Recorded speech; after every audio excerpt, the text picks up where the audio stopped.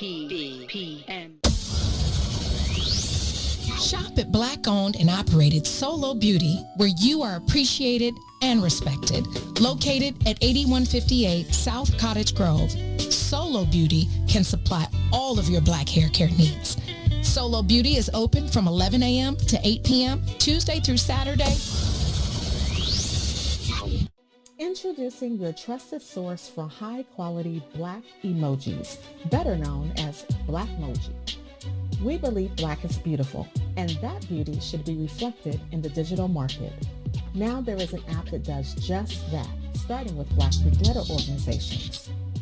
Blackmoji D9 offers more than an emoji app. It is a cultural experience of black excellence. Download the app in the Apple or Google Play Store to access a specially curated catalog of emojis representing the Divine Nine. Use the emojis to celebrate Black Greek events, acknowledge current events, support social causes, and learn about esteemed Black Greek members who blaze the trail of Black history. A portion of every subscription goes toward a scholarship fund specifically for members of Black Greek letter organizations to help keep the legacy alive. Download the Blackmoji app today.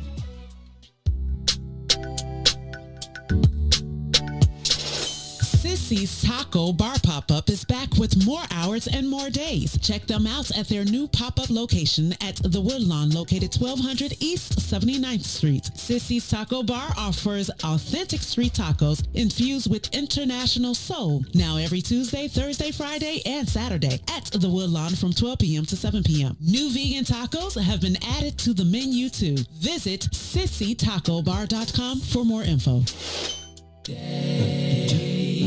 Check, check, check, check, check.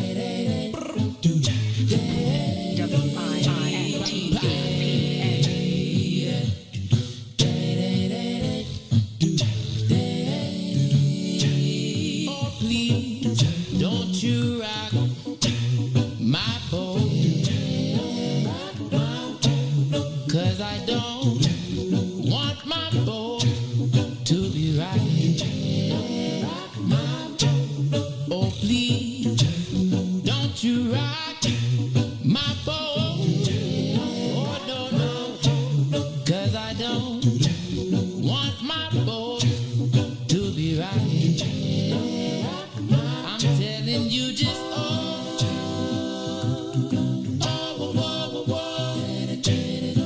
like it like this. Keep this just like this. And you should know by now. I like it. I like it like I like it. I like it like I like it. I like it like I like it like this. Yeah. Satisfied my soul. By my soul. Oh yeah. Satisfied by my soul. Every little action satisfies my soul. There's a reaction satisfies my soul. Can't you see what you've done for me? Oh yeah, I'm happy inside all of the time.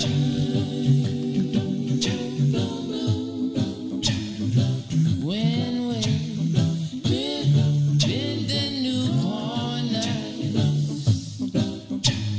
I feel like a sweet six winner. When I meet you around the corner, you make me feel like a sweepstakes winner. Watch out. Can't you see? You must believe me. Oh, darling, darling, I'm calling. Can't you see?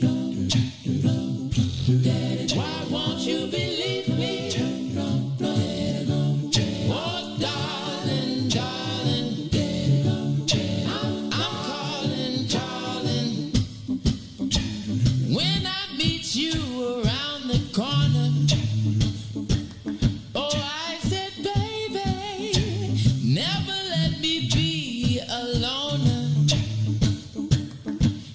when you hold me tight, you make me feel alright. Yes, when you hold me tight, you make me feel alright. Can't you see? You must believe me. Oh, darling, darling, I'm calling, calling. Can't you see? Why won't you believe me? Oh, darling, darling, I'm calling, calling. Satisfy my soul. Satisfy my soul. Satisfy my soul. Satisfy my soul. That's all I want you to do. That's all I beg from you. Satisfy my soul. You are listening to the most dangerous show in the morning. This is What's in It for the Black People Radio. Maze Jackson. Maze Jackson, the most vociferous advocate for black people in the world.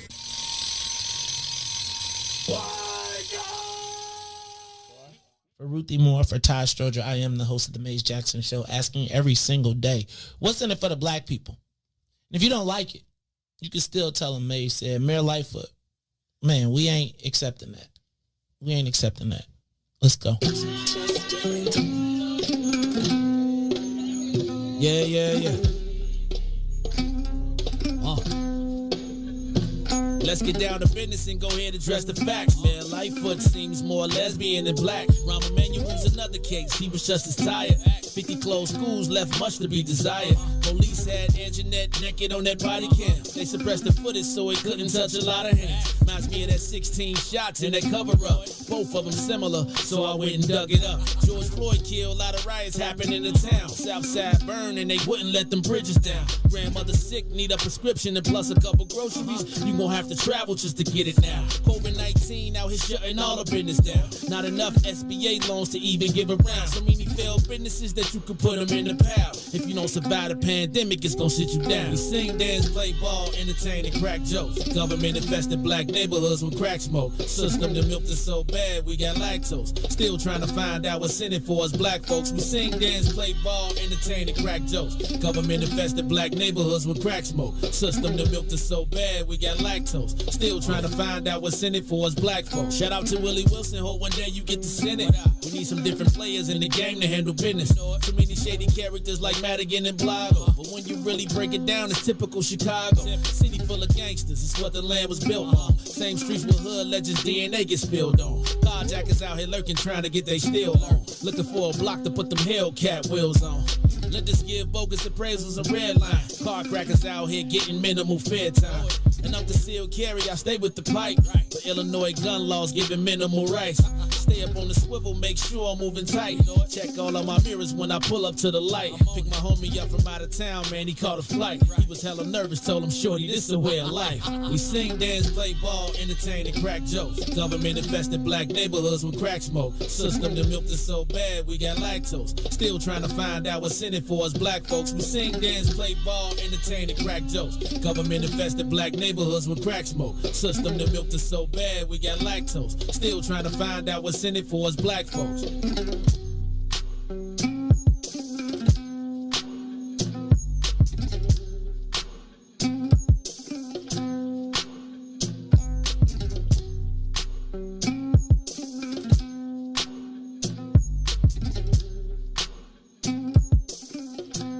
Wake up, Chicago! Wake up, world! This is the Maze Jackson Show. I'm your host, Maze Jackson. Got my co-host, Todd Stroger. Todd, hey man, what you got? A new job, so now you want to try and get here early or something? What's going on, man? I don't know. I don't know how that happened. I was fighting it, but it. You was trying to. It's like you planned to get here late in the morning. Now you got to start setting that alarm because you know now, Todd, in your new position. Your additional position, not new position, because when you say new position, you know I got a lot of calls yesterday, right? A lot of people want your spot. I was like, you ain't gonna get it, Flash. No, it was a lot of people calling me like, hey man, first of all, let me say, before we even get to Tell Me Something Good Friday, I got so many calls, so many texts, so many emails of people that are sincerely happy for you, right? That were like, man, they were so excited for you. And Todd, I'm excited for you and the mayor of Robbins. And yesterday was a wonderful day. It was. In the land of La La. I was trying to figure out how we was going to do it because I wanted to surprise you, right? And so I wanted you not to be like, because I was thinking like, Todd is going to come in here dressed up. And I didn't realize I didn't have Janine's phone number because I was going to call her and say, hey, could you like, you know how, you know how your wife can like start something with you and you feel some kind of way. No, I don't. And I was going to say like, Janine, is it possible you could get Todd to wear? Well, good thing you didn't come in here with Saint Ignatius, so I wasn't mad. No, I'm just joking. Wow. No, but I was just thinking like yesterday when I was excited to know that he was coming and he was going to make the announcement. And people all over the city, state, and county were just like, wow, that is going to be an awesome thing. So Todd, but I was like, yeah, I got like 300 and something likes on my Facebook page. Thank you. What? You got 300 and something likes? What you wait? You got some? Me. You got some on your Facebook page? You posted something? It wasn't like a cat video? No, it was not a cat video. It was one of the pictures we took. Yes. Oh well, good man. I'm excited, man. My favorite rock group. Did you So, man, I am Todd. I'm now that we have a new mayor in Robbins and a new village administrator. I think I'm going to look for some property. I think I might want to be one of y'all first pioneers. I got to talk to the president. But we might have to be like pioneers, man. I read that sign once about the Fuller home, but I'm not certain who owns it. Maybe you can buy it. Oh, man. Well, I think the Fuller home is actually the Robbins Museum. I was thinking, though, like how cool it would be to live in like a place like S.B. Fuller's home or something like that. I bet it's probably a lot of work to get it together. But regardless. That would give you something to do in your life. Not like I don't have 3 million other things to do. And, I had to get First Lady approval. Oh, of course. Right? So we had to talk to the First Lady and be like, Madam First Lady, could you get us a place? We're going to ask her to get us some land. Maybe she can help us out. But Todd, I'm thinking about moving I'm thinking about, well, listen to me. I'm thinking about, first of all, it was in my mind, and then I haven't mentioned it to the president, who is really has the final decision. Mm-hmm. But a lot of people in the comments. But I do think like how exciting it would be to be part of the, like, actually creating what you talk about. So like it's all there, and it's kind of like your summer home kind of thing, right? No, but it's like your summer home where you guys. It's close enough. Well, no. See, Todd's family bought in a place. They were buying a summer home in a place because they were going to be black pioneers in sort of Wisconsin, right? Oh, the pioneers had already been there. It was already black. It was already black, but it was really they were trying to create a community, but it didn't kind of work out.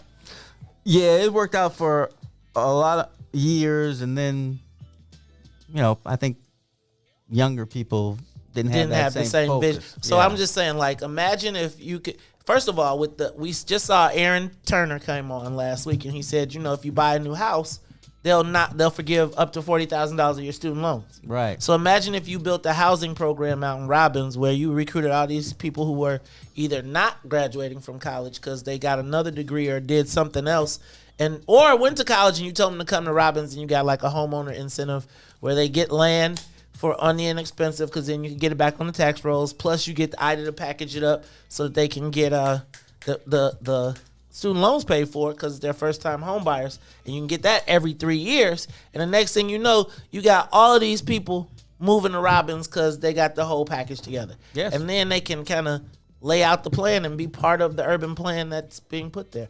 I'm excited, man. Me too. I am excited. Excited now. With a capital X. It's E, man. It's E. Oh, you say X like XU Rocks the House. XU Rocks the House. Did you handle that business though? I'm trying to get a board member, man. See, maybe I'm trying to get. I'm still waiting for that resume. Oh. So, Ruthie Moore, how are you this morning? Good morning. I am good. Good morning. Good morning. Anything you need to tell us? Y'all know I was angling for a engagement. Oh, you are yesterday. so funny. Dang, get off that. Look. You are like them parents that be arranging the marriages for their kids in the parks, with holding up the signs and stuff. I just want the best. I just want the best. Like, you know what I'm saying? Like, because I see, like, I could envision them being like a power couple, right? Like Ruthie, you messing it up. And who says? But who says arranged marriages don't work? Dang. Do y'all know any arranged marriages? Yes. Yes. And they're still married. So let me look. Okay, I'm just telling you. Lil Dave was been paying attention, right? So I think he gave you the thumbs up yesterday. I saw the women in the comments telling me, "Maze, leave it alone." I was just saying though. I was just thinking, like, as they was sitting there, I was thinking brain power to brain power, power to power. I was just thinking, like, if they came in the room, right, and they be like Wonder Woman and Superman together. Yeah. Right? You can the like junior each other. version. You can learn to love each other. Right. We can y'all can learn that part. That part is the. Don't worry Is this about why it. the rate's so low? I'm just saying, man. I just want the best for people, right? And I was just thinking, like, best to best. Right? Sorry, I just want the best for y'all. Sometimes they need somebody to guide them. Right, just point them in the right direction. Speaking of that, so I got to do this right now because I know y'all seen it on the paper, right? See how there's gonna be there's gonna be a day, right? Okay, Tennille, I get it. I'm sorry. Look, and Darren probably like, dang, dog. They both like, y'all, look, they both probably like, you know how these millennials be doing. They probably like, could you keep that? Because they Instagram popping up. What you mean? Look, both of them over. So I'm going to stop. But check this out. This whole arranged marriage thing and this whole conversation that we're having, I don't know if you all saw yesterday that Patrick Daley Thompson was indicted. I saw in the news. Ordinarily, I would go on a 15, 20-minute rant and talk about the green team and all of that good stuff. But now that we're talking about arranged marriages, if it were not for Patrick Daley Thompson, I would not have my beautiful, lovely wife who would not go on a date for me for over 10 years. Now, 5 of those 10 years, she shouldn't have gone anyway. But that's a whole nother story. So, you know how I tell y'all my friends are my friends, and I know everybody gonna be like the daily and all of that good stuff.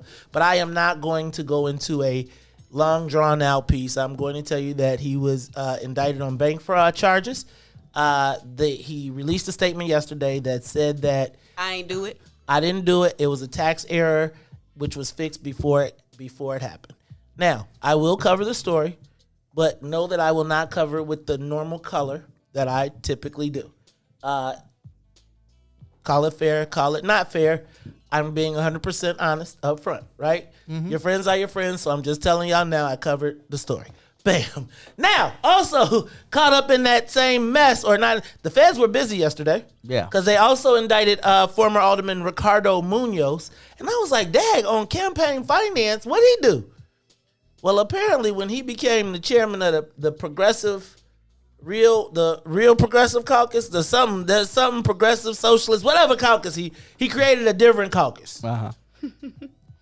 Raised funds under it, used it to pay for tuition, to go to games, to go around the whole entire country.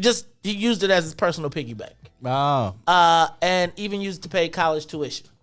And then tried to pay it all back, but got caught by the feds. But I think this is another piece of when we are on break, I'm going to tell you about that. Because it just further confirms my suspicions of I'm going to have to bring the Illinois Minotti back. They doing diagram time. It's too much going on now, and y'all might need a little explanation. Maybe I'll bring Illinois Minotti back for subscribers. You heard that? I heard it. Subscribers. Let me get your login. Shoot, I'm gonna do this Illinois Minotti, so I could. we gonna put it on the subscribers, and then when we get some subscribers, I'll tell y'all how that's gonna work. We gonna work that out.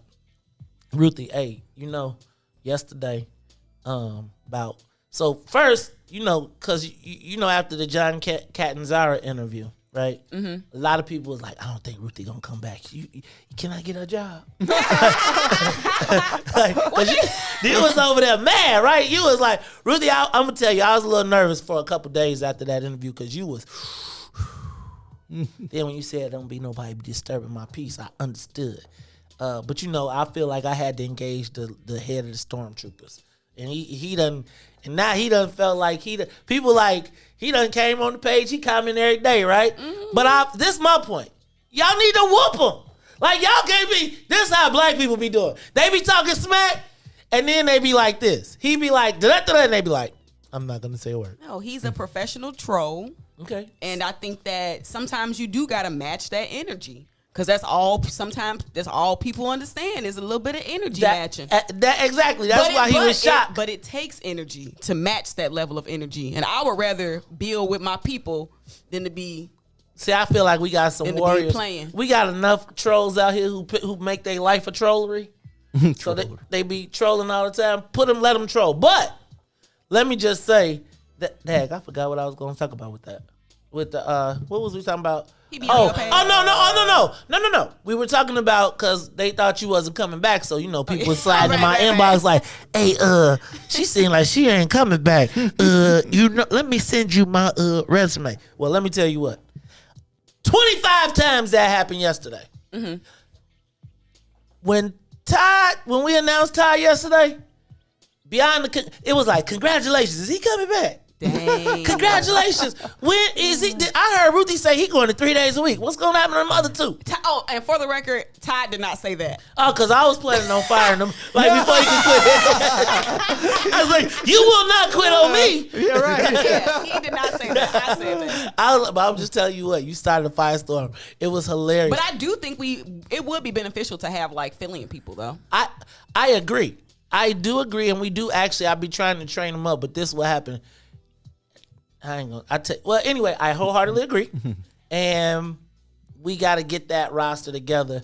But I'm excited about everything that's happening here. Ruthie Moore is still here. See y'all. Stay out my inbox. Look, Todd is here for now. Y'all can stay in my inbox. Todd is. Todd is. He be sleepy, man. He gonna be like, "Hey, I'm already." That's what I tell Boosie. As long as I can stay awake, I'll be here. And then Escobar, how you feeling? Hey guys. Good morning. I need a replacement too. No, you had your time off. We locked and loaded, y'all. So let's do this. Let's get the Soul plane up to 60,000 feet, and let's get into some more of these headlines. Did you see that the mayor is opening up the city of Chicago yesterday with much fanfare? Yeah. Literally, her and R.J. Melman, son of Rich Melman of the Let Us Entertain You restaurants, announced that Chicago is back open, and they are going to be starting with the Windy City Smokeout, which is the largest barbecue and country music festival in the city. Really? Does this happen all the time? Yeah. See, just think about that. 26 of the top barbecuers in the world, pit masters in the world, and 3 days of country western music. No wonder. And that is why they are kicking. But that's how they're opening the city up, and it was just funny. That's for them Bruce Springsteen people. Born in the USA. I was way far down in Dixieland. He probably listens to country, but he's definitely not a country. Listen away. It's the same demographic. Born in the USA. It's to provide y'all with comfort in times of uncertainty. It's white boys in T-shirts and pickup trucks. White boys, pickup trucks, and T-shirts with a good old American girl who can't dance. I do like barbecue, though. You know what? I ain't gonna lie. White people. So we gonna have a barbecue. We should have our own barbecue fest. We should. I think we should have our own smokeout, either right here or in the lot at TP, along with our a concert of all the What's in It for the Black People artists that have been on the show. I'm telling you, dun dun dun dun dun dun dun dun dun. What about my love? I'm telling you, man, Dante Hall come out there, people gonna be going crazy. Plus we get, we can have, it could be hosted by Book of Dawn. All of y'all could come up and do y'all show. We could do it in Robin. You and Ruthie will sing backgrounds? What about my love? All right, y'all. So I couldn't decide if that was the biggest news or was the fact that the Bears drafted Justin Fields the biggest news. I will tell you, according to my timeline, It's the Bears. the biggest news was the Bears. Yeah. Justin Fields is a Chicago Bear. Chicago, Justin Fields here. Excited to be a part of the organization, and I'm ready to get to work. Bear down. Bear down. Bear down. Okay. Look, Ruthie, What? we gonna need you to watch football this year. What? Ruthie, Y'all know I'm still I know you feel some kind of way. still We're gonna feel Ruthie, some type of way. Ruthie, I need you to be Is this prepared. this a black Yes. quarterback? Yes, and the racial, it's already racial. Okay. So we need you. Like, I'm gonna tell y'all, because I said I was excited and nervous at the same time about the Bears drafting Justin Fields, because I am concerned, in tribute to your grandma, that the Grabowskis will Grabowski if he has a bad game, and I can't imagine sitting in the stands on a 3-pick day. Oh, okay. Right? So we're gonna need to put the force field up around that young brother that's coming here, because it's one thing to be the defense. It's a whole nother thing to be the face of the franchise. And if he ain't Deshaun Watson, these grandma's favorite statement. I'm just telling you. Hey, y'all, shout out to everybody who tuned in last night, as well to another necessary conversation. That was a necessary conversation yesterday, convening right here in the studio. Maze Jackson, Tyrone Muhammad, Bomani Obedelli. Let me ask you a question, Todd. You ever think you would see that? No. Yes, I've read some of you and at least Obedelli's back and forth. I thought you'd be together, but I thought it'd be in a dark room with nobody else in there. Whoever emerges with. Right. It's work to build a nation. It's work to build a nation. Yes, It's true. work to build unity. It's work to build.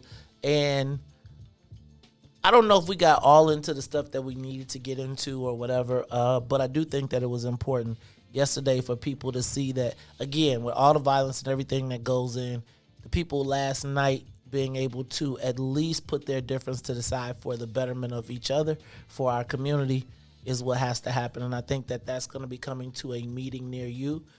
We have been talking about, black folks have been truly disunified since Harold Washington. There are fissures that have lasted 20, 30, 40 years. Yes. Yesterday we were in the process of breaking down at least 7-year beef that got to a point where, it's a lot of open wounds. But it was good to break it down, and I'm glad that everybody had an opportunity to see it. Shout out to Tyrone Muhammad, who was actually in the building yesterday as well. Man, that brother's over there doing a lot of stuff. Y'all got to go check out that ECCSC. That's like with You know what? See, I'm going to tell y'all. It's one thing to talk to people see people on social media. It's a different thing to talk to them in person. And that is also another thing that needs to happen, because these social media beefs, just like with the kids, can go crazy with the adults. Yep. And so I am glad to see that, and y'all, we're going to keep on pushing. Don't forget, Monday, May Day, we are asking everybody to come down to 60 East Van Buren, the CHA building. We are asking for our Office of North American Descendants of Slavery. If you've seen the plan for New Americans, we ain't against it. We just want ours. Give us the same thing. Give us the same thing. I must tell you, though, that when I see that they have made money and set it aside in that plan for you to get a laptop, to pay for your internet and all those things, and you can only qualify if you're not a citizen, That's crazy to me, and it's just unfathomable considering that they actually got the actual tangible resources behind. That they know that they put in writing that if you're a U.S. citizen, you can't apply. You cannot. CPS students, with 1 in 4 black kids going to an underperforming school, you can't get in them. $2,500 a pop. Yeah, we got to go get ours. All right, y'all, let me get some more of these. Did y'all see? Okay. Who watched the hearing, the committee hearing yesterday? Did you watch that? Ruthie. I missed it. Oh, you missed it. David Moore cursed out the whole Zoom. I'm not talking about, he said filth, floor, and filth. Real talk. And then came back and was calling Muggs racist. So let me run through this real quick. David Moore snapped off. Sophia King was very diplomatic, but she sure was calling the white people out for their whiteness. She was like, she didn't do the you're a racist, because she didn't do you're a racist. David Moore called Muggs racist. She did it sure is interesting that when we want to do these things, then all of these new rules and things that we've never done before come into place. I'm not saying, it just makes me wonder. And then she remains my best friend in my head, Alderman Jeanette Taylor. Because when I tell you she came through and cleaned the house, she remains my best friend in my head. David Moore snapped, but Alderman Taylor was like, y'all don't come over here, y'all could have been did this, and epic. Epic. Shout out to my girl, Alderman Jeanette Taylor. Shout out to Alderman David Moore. And shout out to Alderman Sophia King. Mayor lashes out at Copa for suspending the police officer that shot the man yesterday, 2 days ago. Not 2 days ago. Shot him 30 days ago. But what's his name? Anthony? You know the one we did yesterday. Alvarez? Anthony Alvarez. The police officer that shot him, his police powers were suspended, and the mayor is upset. Upset that they got suspended? That his police powers, because she the popo. Wait. She's upset that Copa suspended his police powers. Okay. Sundays on State Street will be shut down starting July 11th. On Sundays to party in the streets. What, South State Street? No. Downtown State Street. Oh, okay. Yeah, downtown State Street. Parkway Gardens is for sale. Where's Parkway Gardens? O Block. Ask Claire. She'll tell you. But okay. Parkway Gardens is for sale. That's gonna be interesting. And did you see that Copa found almost 100 violations in the Anjanette Young case handling? We need to get John Catanzara back on here so he can address all 99.9. All right, y'all, this is the Mace Jackson Show. When we come back, it'll be time for the social media question of the day. This one got him going yesterday. Well, it's been getting everybody going. Is America a racist country? We'll talk about it when we come back. The Mace Jackson Show will be back after this break. Rogers, let me ask a question. Do either that son or your grandson smell like transmission fluid? We trying to find Ruthie a husband. You funny niggas. Trying to find Ruthie a husband? We trying to find Ruthie a husband. You heard that good, Let me ask you, Rogers, what does Ruthie need to do to find her husband? I listen to her little voice. I like that little passion voice she got. Hey, she say... I know you kind of small, ain't you? She said you got a pension? Huh? She said you got a pension? Look here. I'm coming down to where you on station located at? Where y'all located? We down here in Bronzeville. Look, this is what we gonna do. We gonna get you, we gonna do a love connection off the line. Rogers, I want to tell you, man, thank you so much for calling. You all downtown somewhere? Yeah, we downtown. I'm gonna put y'all talking about matter of fact, I'm gonna get the address. I'm gonna come into y'all station one morning. We gonna have you come down. We gonna have you and Ruthie, and we gonna have you sit I'm an early bird anyway. Ruthie, you can be the grandmama, the great grandmama of over 110 children. I love big families. You know what I'm saying? 110.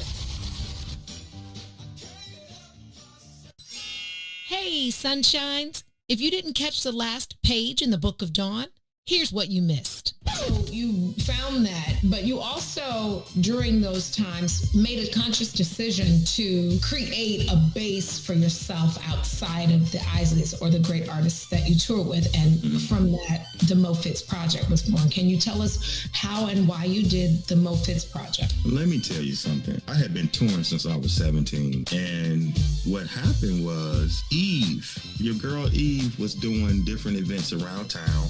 Mm-hmm. And I remember it was right on 47th Street. I think it was Blue 47. Yeah, one of those spots. So Eve was doing something with them. So they were like, we're hiring bands. I was like, I'm going to put something together and go play locally. Let me do that. And through that situation from Eve, the Mo Fitz Project was birthed. I was like, oh, okay, this would be great to actually come home and put quality guys together and make music locally outside of the touring. I just found another joy in it. And crazy, remember Terrence Kane came up with the Mo Fitz. Oh, did he? Kane? Rest in peace. Rest in peace. Terrence was like, you need to call it the Mo Fitz, Ruthie. Mo Fitz. Use your name. This is how that name came about. It was Terrence Kane and my girl Eve Bridgeworth. She was the launching pad for that. And then she would hire me to do different events. And she started hiring me to do weddings and stuff she was doing. And then it just kind of birthed into that. Don't forget to tune in weekdays, 9 a.m. to the Book of Dawn from the What's in It for the Black People Media Studios. Roll Tide, y'all.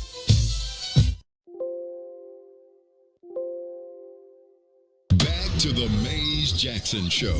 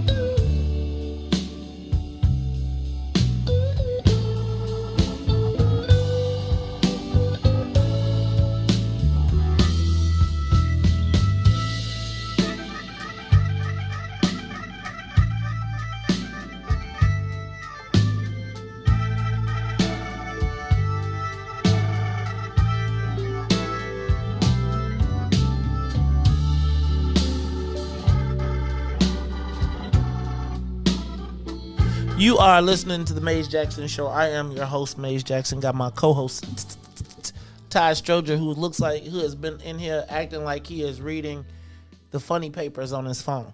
Y'all remember the comics? Remember when the Sunday paper came? Oh, yeah. And you couldn't wait to get the Sunday paper, and it was like the Sunday paper would come and you would unfold it, and then you get the comics out, and then I missed the sales paper on Sundays too. I don't miss that. I missed the sales My papers. dad did that though, not the sales papers, the comics. That was like a big ceremony for him. He'd laugh out loud at peanuts and Really, the Sunday paper.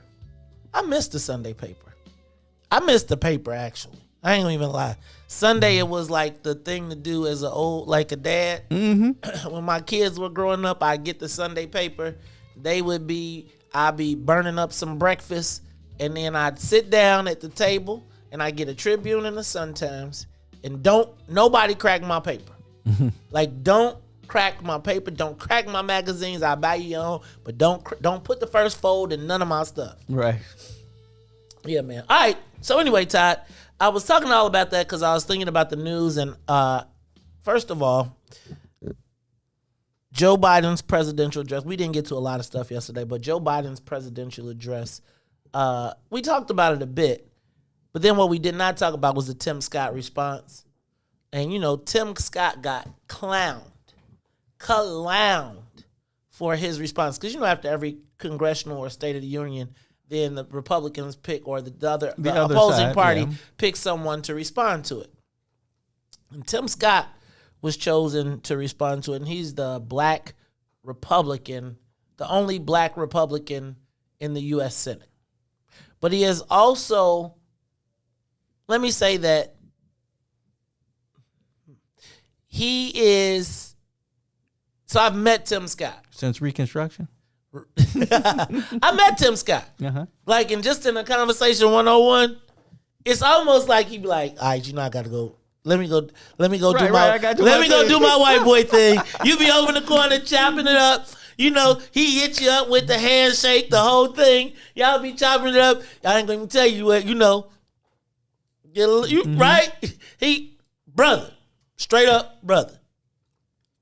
And he'd be like, man, I got to go over here and do my thing with these white folks, right? Right. And he go over there and he converts and he sits down and he becomes, like many of us, on a daily basis. Well, not us, because that's why I got my own dream. But has to put on the mask. Wear the mask. And he had to put on the ultimate mask on Tuesday night when he delivered the post-State of the Union speech. And I think my timeline went stupid crazy when he said this. Haven't made any progress at all. By doubling down on the divisions we've worked so hard to heal. You know this stuff is wrong. Hear me clearly. America is not a racist country. As you can imagine, Black Twitter went corrupt. Black Twitter, Black Facebook, Black. I don't even know how they make the memes that fast. I really don't, because they had hound dogs and somebody was talking about a wolf was like, I smell coons in here. Is Tim Scott still here? I mean, they went crazy. Because, with everything going on, get your foot off my neck. How could anyone deny that America is a racist country? Todd, is it possible anybody black could deny that America's a racist country? Well, I think he probably speaks for a large group. I don't know about a large black group, but he speaks for a large group when he says that. I would suspect that black people are probably on the other side of that statement for the most part. I'm not talking, like big numbers. Okay. So I gotta ask you. Hold on, because I want to get y'all faces. And I want to get y'all proper name tags to go with it, right? Because. Oh yeah, Ruthie caught you yesterday. Yeah, she was like, she was like, when I had the wrong name up there. Actually, my mom texted me. It was like, you better tell him, get your name right. It's dyslexia is acting up. You do not get up this early for free to have him put your name up there wrong. I think it was just because it said Todd. So when play that back again, play Tim Scott one more time, because just play it one more time, if you got it. To heal. You know this stuff is wrong. Hear me clearly. America is not a racist country. Who black could possibly, after everything that we have gone through this year, possibly deny that America is a racist country? Ruthie, is America a racist country? Depends on who I'm talking to and what I need from them. And obviously, I think we live in people be trolling and we just live in that sort of society today. And I think a part of what we are experiencing is pushback to that type of rhetoric. So it's kind of like, it's the same with Cantazar. Like, he know the stuff he be saying be racist. Now, he can say, oh, it's not a racist country. We know it's all rhetoric, and I think you have to sometimes match rhetoric with people. So that is one of the benefits to social media, is that then people can rally, get their meme, and you can make memes. You can download the app, Maze. Ruthie, you gotta show me, because I got to be able to. I got so many memes in my head, but I was like, God dang. They was like, I smell coon. It was like, dang, y'all did that quick. But I do think that the people who make decisions that we can't do anything about or don't know, Yeah, they believe in a caste system, and we're at the bottom of it. Mm-hmm. They just don't say it out loud. Right. They just say it out loud, but just the people just like them. Right. So you gotta imagine that after seeing that, I was kind of like, "Dag, Tim," but I actually understood Tim because I feel like Tim is a Republican. He can't walk if he want to get anything done. He can't walk in and call everybody a racist. But he don't have to deny it. I think for the people that he's trying to convince to do things, and I'm just saying, like when I was watching Meet the Press this week, they said that Tim Scott is eating so much stuff. Crow? No. Crow's different. No, right. He's been eating piles of that stuff. Ooh. Right. Been eating piles of it as the only black Republican. And the Republicans recognize it because, he got to walk the plank on a lot of stuff. Mm-hmm. So they said that in this fight for police reform, that the Republicans cannot deny him. So once he comes up with an agreement with the Black Caucus, the Republicans are going to go with it, right? Now, he knows that police reform is necessary. So he is, in my estimation, he playing the role of, look, I'm going to say what I need to say to get the votes to get the thing over the hump. Y'all can all call me Uncle Tom, but even though you don't understand. You understand. You can call me Sambo. You can call me whatever you want, but we can get this thing over the hump. But the only way you can get it over the hump is if the Republicans come along. And so I'm not going to inflame them as I'm trying to get votes by calling every single one of them a racist. That's the surefire way of getting white people to turn their back on you. 100%. He didn't say that. He said America is not a racist country. Right. They think they are America. Right. Right. He does think that. I mean, those people, they say we're all Americans. So when that moment comes and when that's the same thing as all lives, and I'm just telling you that if you were to talk to 80% of the white people, if you were to call them a racist, just think about how even a racist responds to being called a racist. Right. They are racist. I mean, think about dude. Okay, come on, man. And that's an ignorant statement, man. Right. Again, you're a racist. Wait, what? What's in it for the black people? So, I think it's almost impossible for a politician who is elected in a variety, across a diverse area, to say that the country is racist. I don't think that you could find a black politician. They will say everything else. They will be like, the racist roots that we have, the history, the blah, blah, blah. We can't extend the pain. But they ain't going to say, I don't care which one y'all say, they ain't going to say America's a racist country. They not saying it. And to confirm that, because Ruthie, you got your, what kind of shoes you got on today? Regular. Dang. No pearls? You mean like Chucks and Pearls? No Chucks and Pearls? Because here go y'all Chucks and Pearl girl. Go ahead. I believe that we need to address. Well, first of all, no, I don't think America is a racist country. Back but up. We also do Stop. Let me, because this is how the vice president of the first. So I think this is probably the first South Asian vice presidential nominee. This is the South Asian they have talking. Go. I believe that we need to address. Well, first of all, no, I don't think America is a racist country, but we also do have to speak truth about the history of racism in our country and its existence today. And I applaud the president for always having the ability and the courage, frankly, to speak the truth about it. He spoke what we know from the intelligence community. One of the greatest threats to our national security is domestic terrorism manifested by white supremacists. And so these are issues that we must confront. And it does not help to heal our country, to unify us as a people, to ignore the realities of that. And I think the president has been outstanding and a real national leader on the issue of saying, let's confront the realities and let's deal with it. What's the reality? We all have so much more in common than what separates us. And the idea is that we want to unify the country, but not without speaking truth and requiring accountability as appropriate. Have more in common. Play Tim Scott again. Hear me clearly. America is not a racist country. I want to go back to It's backwards to fight discrimination with different types of discrimination. And it's wrong to try to use our painful past to dishonestly shut down debates in the present. Nowhere do we need common ground more desperately than in our discussions of race. Go back to Kamala now.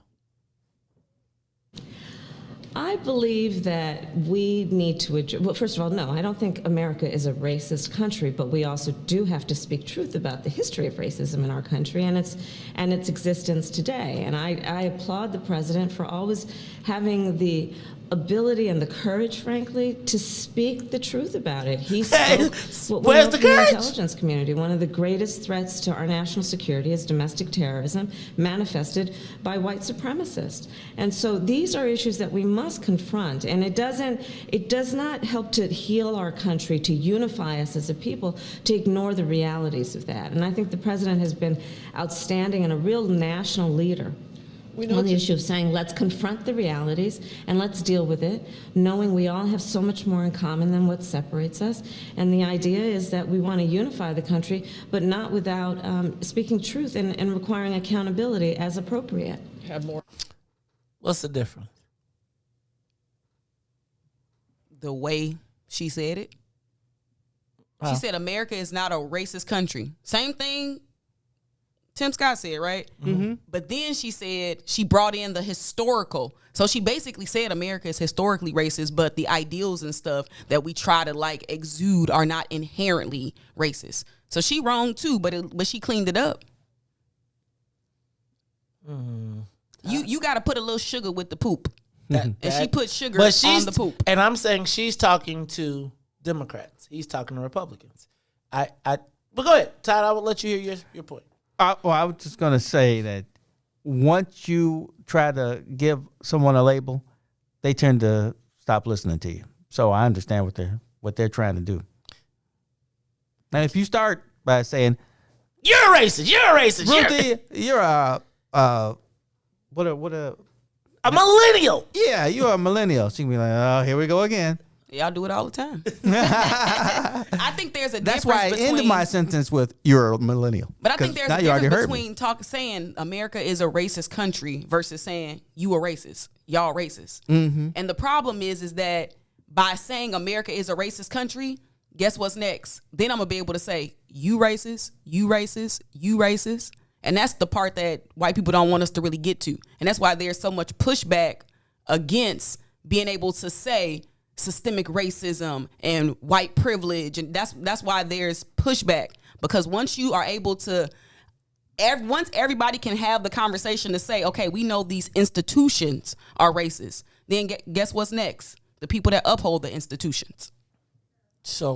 But it's easy to talk about the institutions. No, it ain't, because Tim Scott couldn't even say it. He's talking about America ain't racist. Stop playing. But it is easier to talk about the institutions than the person. Because the person is personal now. I agree. But he can't even talk about the institution. And that's the problem. You ain't about to just deny. But I do agree with Mays. If you lose your audience, then you can't communicate. So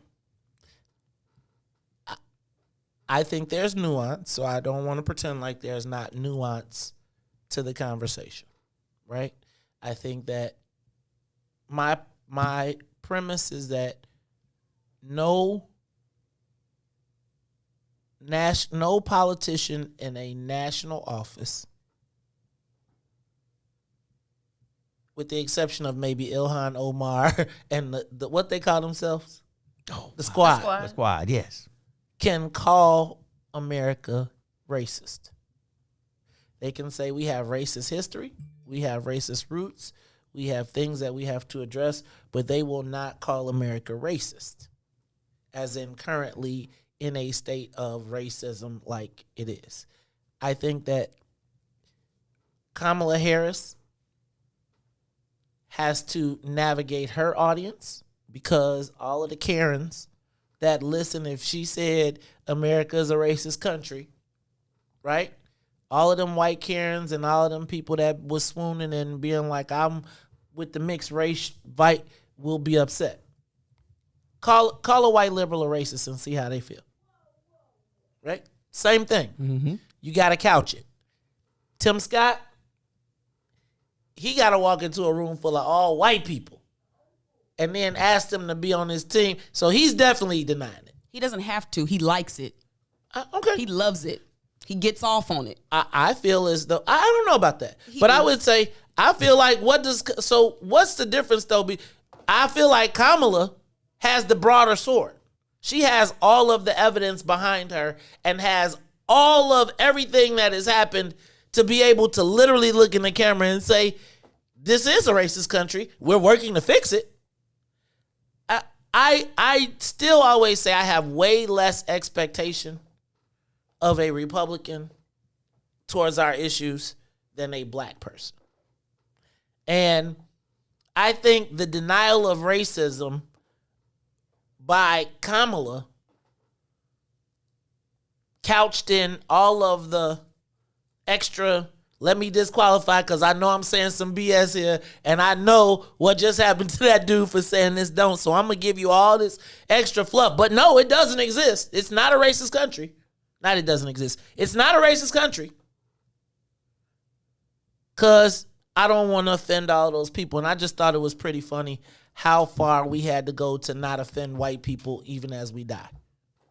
I just think it's interesting that no matter whether it was a Democrat or a Republican, nuanced or not, nobody just called a spade a spade. This is the Maze Jackson Show. We'll be back after these messages. The Maze Jackson Show will be back after this break.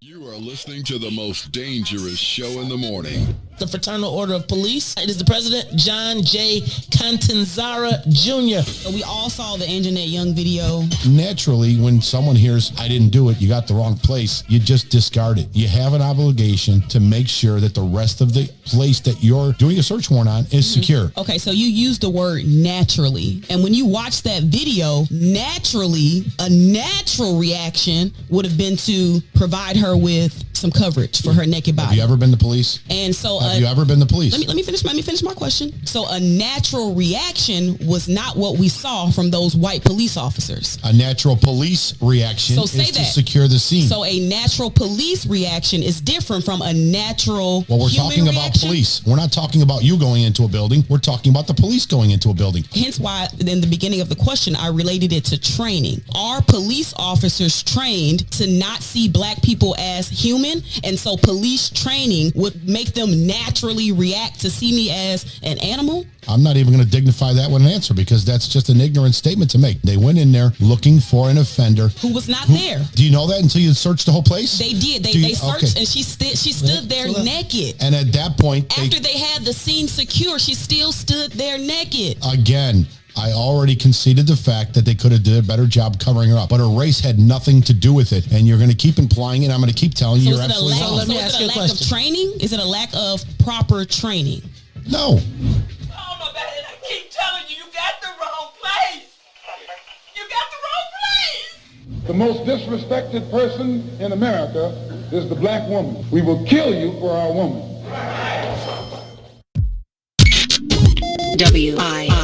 WIFTVPN.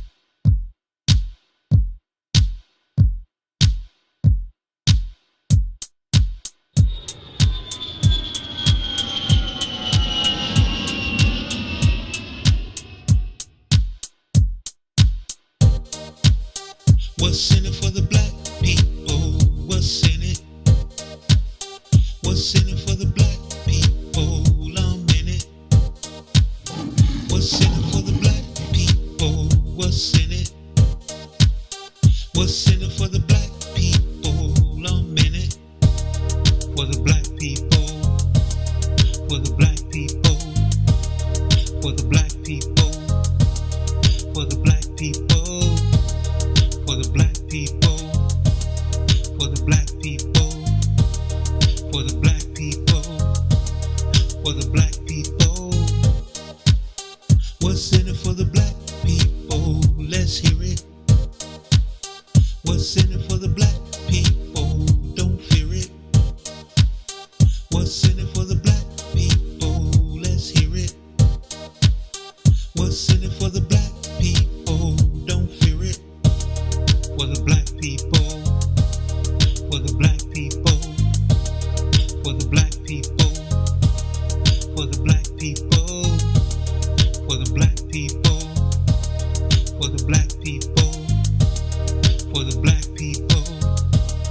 for the black people. What's in it for the black people? You know it. What's in it for the black people? Let's show it. What's in it for the black people? You know it. What's in it for the black people? Let's show it. For the black people. For the black people. For the black people. For the black people. For the black people. For the black people. For the black people. For the black people. For the black people. For the black people. For the black people. For the black people. For the black people. For the black people. For the black people. For the black people.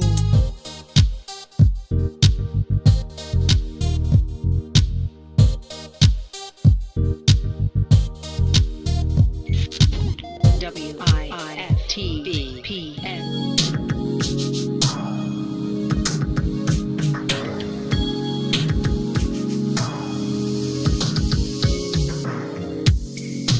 I can see it in your eyes.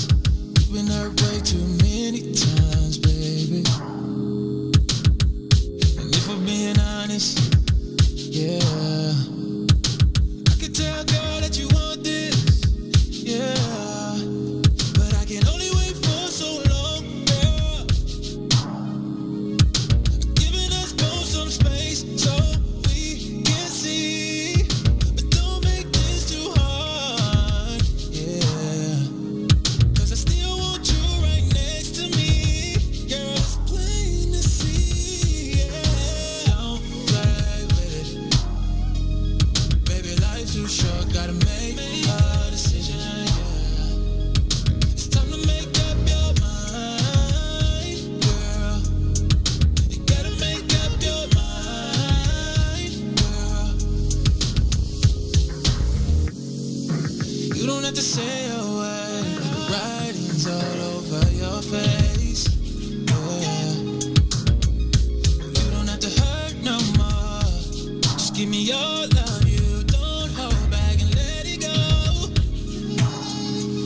But I'ma only wait for so long, girl. Giving us both some space so we can see. But don't make this too hard, yeah. 'Cause I still want you right next to me. Girl, it's plain to see, yeah. Oh, baby, life's too short, gotta make a decision, yeah. It's time to make up your mind, girl. You gotta make up your mind, girl.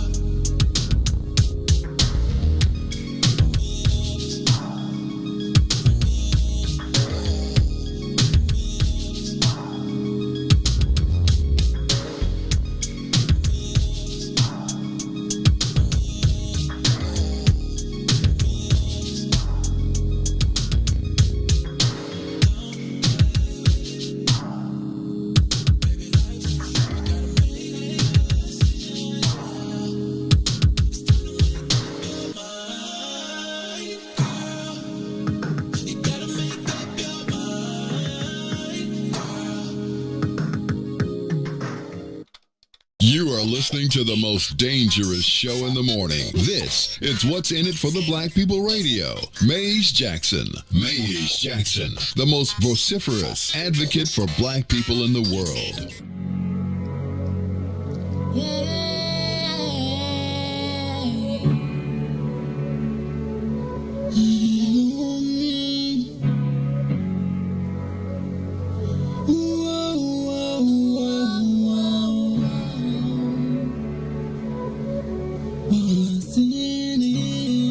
What's in it for the black people, cause economically we are not equal. Waking up to lies, can't doze no more. I told y'all, yeah, this is a dangerous show. Don't go to church if you ain't trying to help us. Don't even try to be around and can't protect us. We see the lies now of the politicians. We need money and no symbolism. It's Maze and Sonia and Ruthie and Todd, explaining how we all come from God, giving us tools to beat the odds. If we're united, our movement gon' stop. If they ain't trying to help us, they ain't trying to do nothing. We gotta do something, we gotta stop running. It's time to confront the problem. Really, you expect your oppressed to solve on.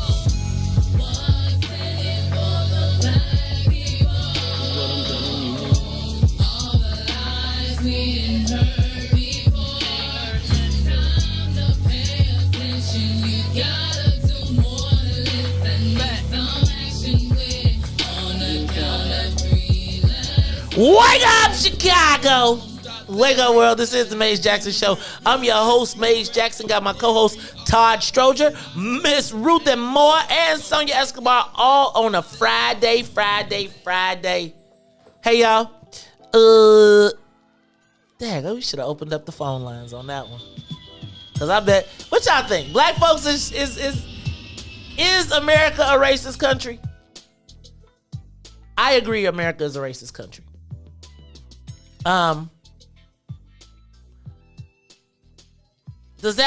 But acknowledging that America is a racist country, where does that put you?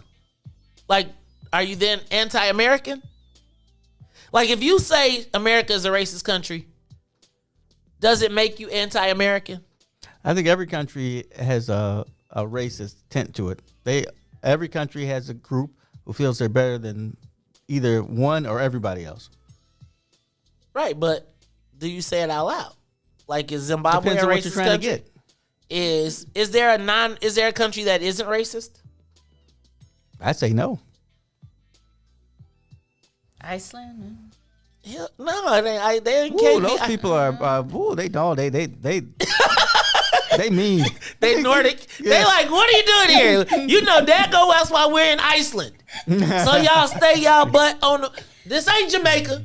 But go. You don't see no. I bet you. Iceland actually is very warm. Is it? It's Greenland that's cold. Oh, is it Greenland that's cold? As Iceland, I thought was where they had the ice bar, like where you could go take, like you go sit, like this, like wherever that is where the white people go, where it's like freezing, right? They go and they go put a like. That's actually a trick that they try to do by switching the names so people wouldn't want to go to Iceland. Keep out of it. We changed it to Iceland so the black people don't come over here. No vacation. Iceland? Hell no, I ain't going to no Iceland. Amen. Meanwhile, they got beaches. It's white beaches, literally. Sun, everything in the bikini. Hilarious. No, but I was thinking about that one time when somebody was on vacation and I saw somebody in one of those places and they were in a bar drinking and it was made out of ice, but it was like everybody was in like a parka. I don't believe in that stuff. It's like, why? But I'll tell you. I don't like being cold. Right. When I went to Sundance, these white people was partying outside like it was the summertime. Like, no. Was the sun out? No, it was dark and it was like a tent, but it was like freezing. And I'm talking about they was passing beers and drinking, and I was like, what? Live band on the stage, and they was rocking out, and we was like, well, when in Rome, but it's cold in the mug out here. Oh Lord, they had snowmen like at the Greek. It was crazy, man. But I like the white people go to they partied good, and I just realized white people be sneaking off the cold places so they can mind their own business. Right? They can have their own parties, and black people will not show up. Because I'm telling you. And it was funny because the whole time we were at Sundance, I was like, where are the black people? Where are the black people? And you know, they literally built a black house at Sundance because it was Sundance is so white, and all the black filmmakers just had like a little place. Like you went to this one place and it was straight up, America's a racist country. I'm just telling you. Like, all the places that you see this one little, I'm talking about the streets, everything is Sundance, white people just walking up and down the street. Where are all the black people? The Black House. Everybody there. And they had free chicken. You know, that was Cantizano's part of his argument. Is Catanzaro? Yeah, is we do things black, then for we are racist. Yeah, but think What about about his the reason. dad? Think about why they had to get the black house. Yeah, that's the part that's racist. Right. Because when you go to the white party, it'd be like, no, you can't get a seat. No, you can't. Are you Spike Lee? Because if you ain't Spike Lee, you ain't got nothing coming around here. I'm pretty sure HBCUs ain't come because it was like, oh, it's because America's racist. HBCUs came because the white folks said, we do not want you colors at our school. And they said, we need to civilize these black people. Natives. Well, actually, to be honest with you, I always try to throw a little damper on what Ruthie says. No, I'm just kidding. But no, you're not. Go ahead. That's why I was trying to tell the mayor, like, you sure you want to hire Todd? See, look, and don't let like, when it becomes pillow talk, you gonna have a problem. Oh my goodness! Okay, go ahead. Go ahead. So a lot of those, the state funded ones, they come like directly out of like the Freedmen's Bureau after the war to civilize Negroes. For education, because you know, my dad came from Arkansas, and he came from like poor Arkansas. I mean, like dirt poor. Mm-hmm. And education was not something everybody could get. A lot of people had to be out, literally, and we're talking in the 1930s, 40s, had to be literally out picking cotton. Mm-hmm. So if you could go to school, your daddy went to school, right? And your mama went to school. Well, my mother's for here, but yes, your daddy. That's black people say. My grandma went to 3rd grade. My grandma went to 8th grade. My grandfather went to 3rd grade. Well, my grandparents went to Marion, Indiana. I don't know what grade they went to. I don't know. I was like, is this a race to uneducation? Who's Johnny Clark? That's my sister. Your sister? Oh, is that your sister? Todd, I was looking at y'all should see Todd's family picture. So I just need to tell you. I did send that. You sent your family. I can't remember. Todd sent me some pictures, right? First of all, I asked Todd for some pictures, and this is completely off. I thought you were going to use Racer X, but okay. I said Todd, because we were doing a press release on Todd yesterday, and Todd doesn't have a lot of pictures. So I said, hey Todd, he didn't know what I was doing. I was like, could you send me some pictures? Do you know this fool sends me a picture of his cat? He sent me a picture of Racer X. Now, what would have been funny? He actually sent me a picture of the Mohawk. I'm going to find it and put it back up. And y'all, everybody should have a Mohawk once. Todd, Ruthie, not that Mohawk, Todd. Todd's like, hey, you got to work with what you got, bro. Okay, I'll give you that. Todd's Mohawk grew in like his haircuts be. Patchy. It was like, but Todd, I must tell you, it is funny to look at the picture because your brother looks exactly like your dad, and you look exactly like you minus 6 teeth.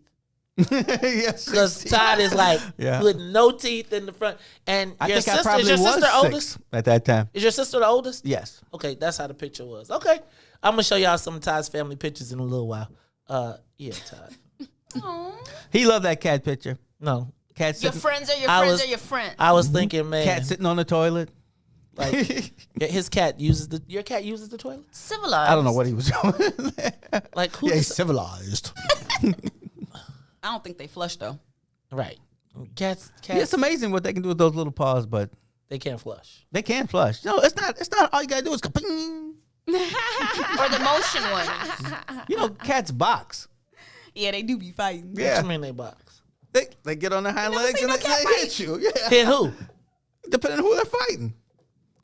Like they will do it. Sometimes it's not shadow. It's just. I'm allergic to It's just playing. If you have a cat, I'm not coming over your house, and I'm definitely not eating anything from your house. So don't worry. You don't ever have to come to you don't have to bring nothing to the potluck. Cat people I used to put on my things like if you have a cat, just bring a sealed package container. Like something you can good or something. Don't bring nothing you made at the house. Boy, I knew some people. One time I saw some people. These white people had cats, and they had multiple cats. Like multiple. Not on the counter, right? Multiple cat people who. There's one thing about dog people who don't tell their dog to get off you because I'll be like, I don't. He's like, he likes you. He won't bite. I don't want him touching me. Get the wet nose off me. I just got this suit out the cleaners. But the cat people who have multiple cats that just let them go everywhere. They just go anywhere they want. It's like, yo, I'm not coming over here. Never, not none. Nope. They're your friends. No, cats are evil too. Hans and I went out, and the cat went out because it was nighttime. Hans was probably going to get him a cat. He's probably like, where you going to my cat house? The cat likes to sit outside. Well, the cat house is gone. The cat sits outside. People came and got but that when we way. pull up, the cat pops out of the bush and he walks over and says, "Hey, what's going on, guys? What you doing? We going inside?" He goes inside. He's inside for 5 minutes. He's like, "Let me back out. Y'all ain't." He's like, I got more rats. He be out there killing the rats on the couch. Yeah. You don't let the cat lick you, do you? That's not my cat. He ain't that guy. Okay. All right. I was about to say, man. You don't let the cat But lick if he you. did, I wouldn't care. Cats are very clean. Right, because they lick all. Right, because it's all on their tongue. They done lick. And that would be a sign of affection. He's like, "Hey, I need to take care of you, Todd." Right. Like, I just got through eating this mouse.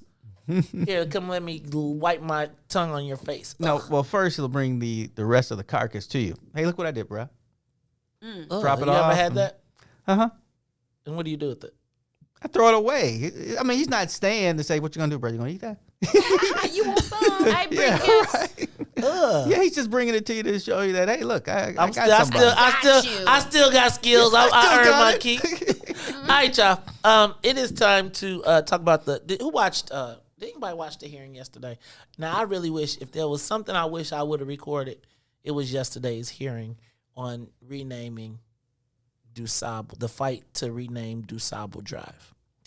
Yesterday was the committee hearing held by your guy, Alderman, 24th Ward Alderman Howard Brookins, who is the 21st? chair, 21st Ward Alderman, right, 24 is Mike Scott.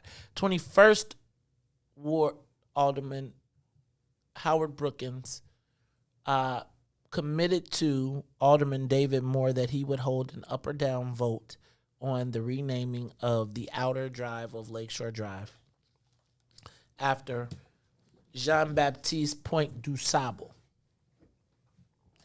The mayor in her office expressed concerns about the changing of the name. Mm-hmm. It ruined that song they made about Lakeshore Drive. Yeah, I see. But essentially, Alderman Moore had secured the votes. There you go. To get it out of committee and essentially has the votes to get it heard. I mean, get it passed in city council. Both the white alderman and the black alderman and Latino alderman were in support. Now, I do think this is a small fight and this is a very small show of force. And it also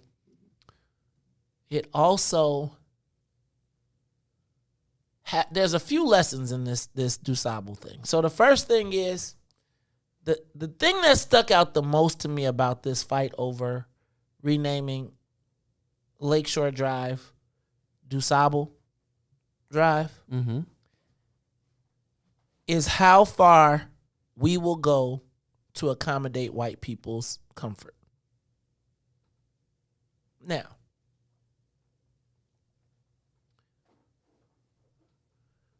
I touched on this yesterday.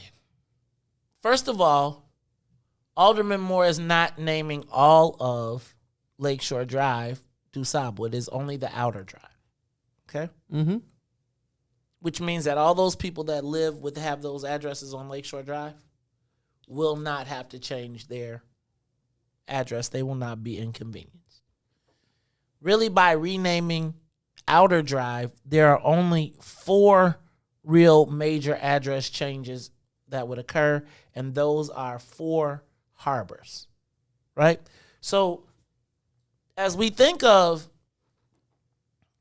why we name streets, the reason we name them is to provide an honor for those people. It is to have their names kind of forever mentioned in connection with the city, whether you recognize why, who, what, where. And when you think about Kedzie, but it's only an honor for like 20 years. Most people, we don't know. Well, you don't know who Kedzie. I can't even find out who Blackstone is. Well, you don't know who Kedzie is until you realize that he's the person who purchased all of DuSable's land, right? Like, you find out who all of these people are over the course of But time. only some of them. Most people, you never know. But the big names, you know. Right. But also, almost every street, like major street. The big ones, yeah. Yes, has a connection to the history of Chicago. Right. And the point is not for you really to know. It is that you have become, in my estimation, it's like aspirin. It's like you become a part of the city, period.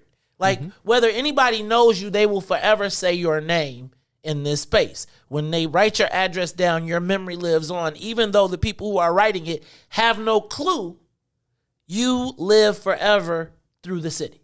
Right.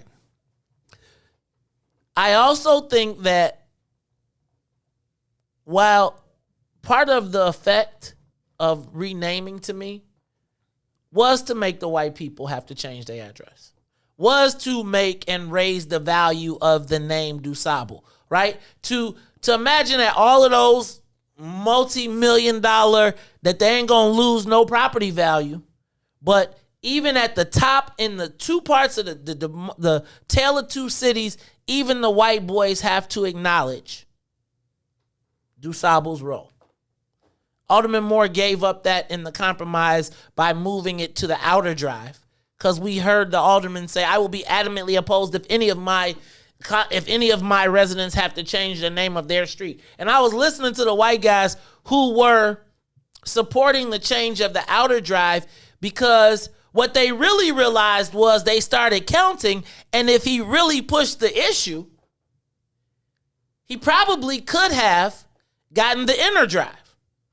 Or they could have risked being called racist, as they were, for all of the opposition that they had just to change the addresses on 4 city-owned locations. I would argue that I understand the inner drive thing. The aldermen who were there, there's a cost to it, and their residents would probably be all over them. But for the outer drive, I think the outer drive gives you more, I'll say, international. I got you. I want them both, though, right? And here's my thing. I understand those two aldermen. 2 of the whitest, not 4 black people aldermen in the whole city. Why do I care what happens to them? Why do I have to stop and water down our desire to accommodate 2 aldermen who ain't never moving for you, but they gonna push you to the outer drive so you can't call them racist? But I think if you would push the inner drive, this is just from the outside, you would get more pressure from the mayor on the other white aldermen. And I say, and here's me. So we are going to get more pressure from the black mayor to deny black history in Chicago. Like, again, and she's already pushing back. She hasn't told me that. I'm just speculation. No, but here's what the deal is. So Alderman Moore's ordinance. So first of all, because my point is how far we go to accommodate white people's comfort. Mm-hmm. They were uncomfortable with the cost. Now, can you imagine all the white people on the North Shore having to say, who live on Lakeshore Drive, saying, "I now live on DuSable"? Right? Like, even the fact that they got to write that, they just like, nah, right? Man, I bet there'd be a whole bunch of them like, now who's this DuSable guy again? Exactly. But that's part of the point. Mm-hmm. That's part of the point. It is an inconvenient, so y'all will take down the Columbus statues and do all of that, but you won't give us our just due. But I'm cool. So we say that the alderman has decided that he's going to compromise and not inconvenience the white people, but the mayor still is not comfortable with our iconic Lakeshore Drive being named after the founder of the country, of the city. So what does she say? I'll trade you $4 million for $25 million. It only cost us $4 million to change the outer drive. I'll pay you $25 million, and if you'll take something else, we'll even give you the river. But you cannot. Now, who is that for? You mean to tell me it only costs $4 million to change the outer drive, but you'd rather have $25 million investment in parks, change the river name, go to the national country, go to the Congress to change the name of the Chicago River to avoid changing DuSable, changing Lakeshore Drive to DuSable? Why is that? Can you help me? Because America is a racist country.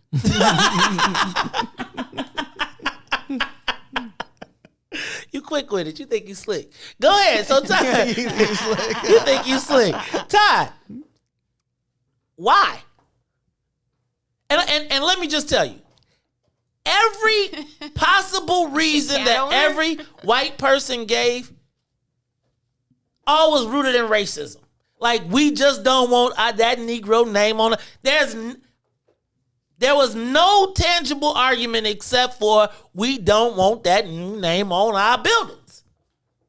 Yeah, I probably figure, if I guess, and I'm thinking that the mayor feels that pressure that you're just talking about. Them white folks like, and you changed this. Are you never coming back? Well, I think part and of she it knows too that's is- her group.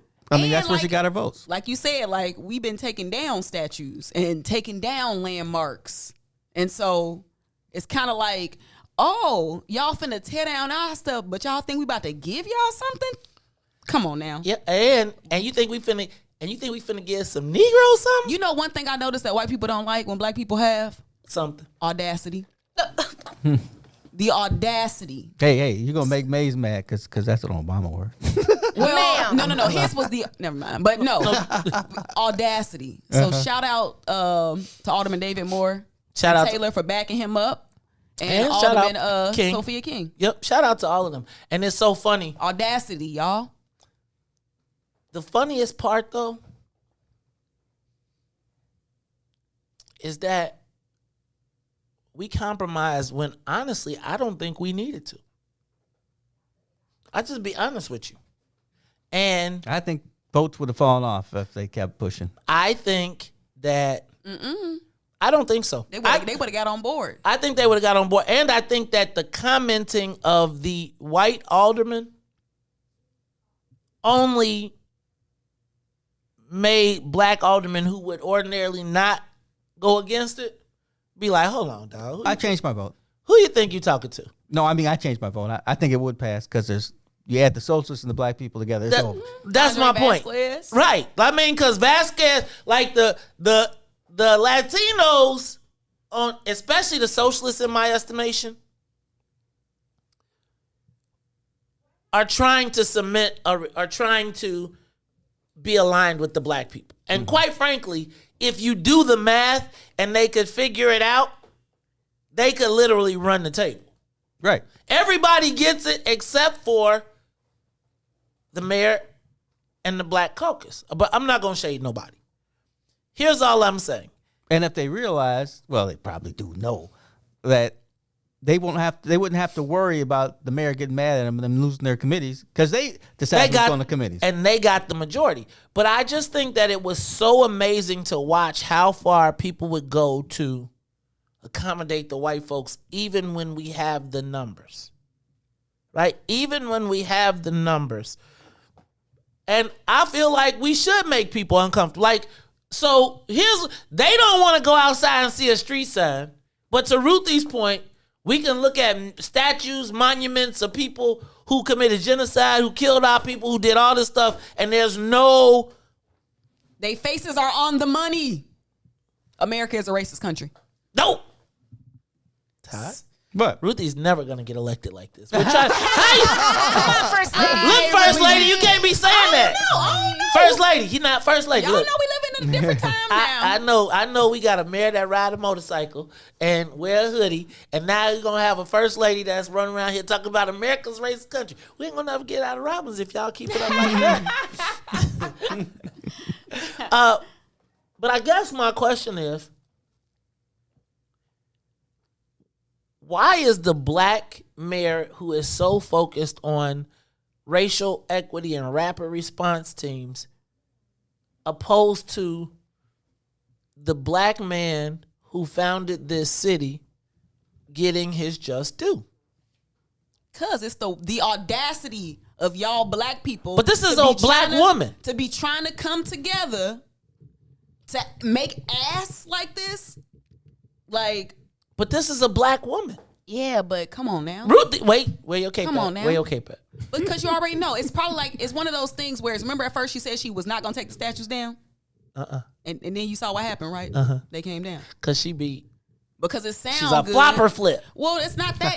It's really about protecting.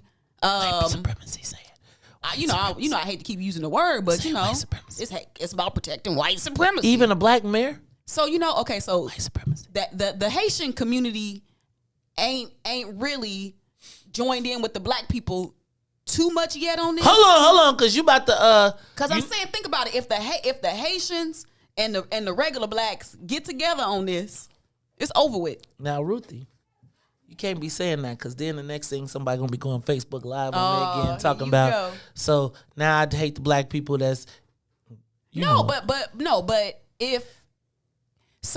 if that would not have passed right after Alderman David Moore, kind of went off about it, that is the very thing that then unites people to come together.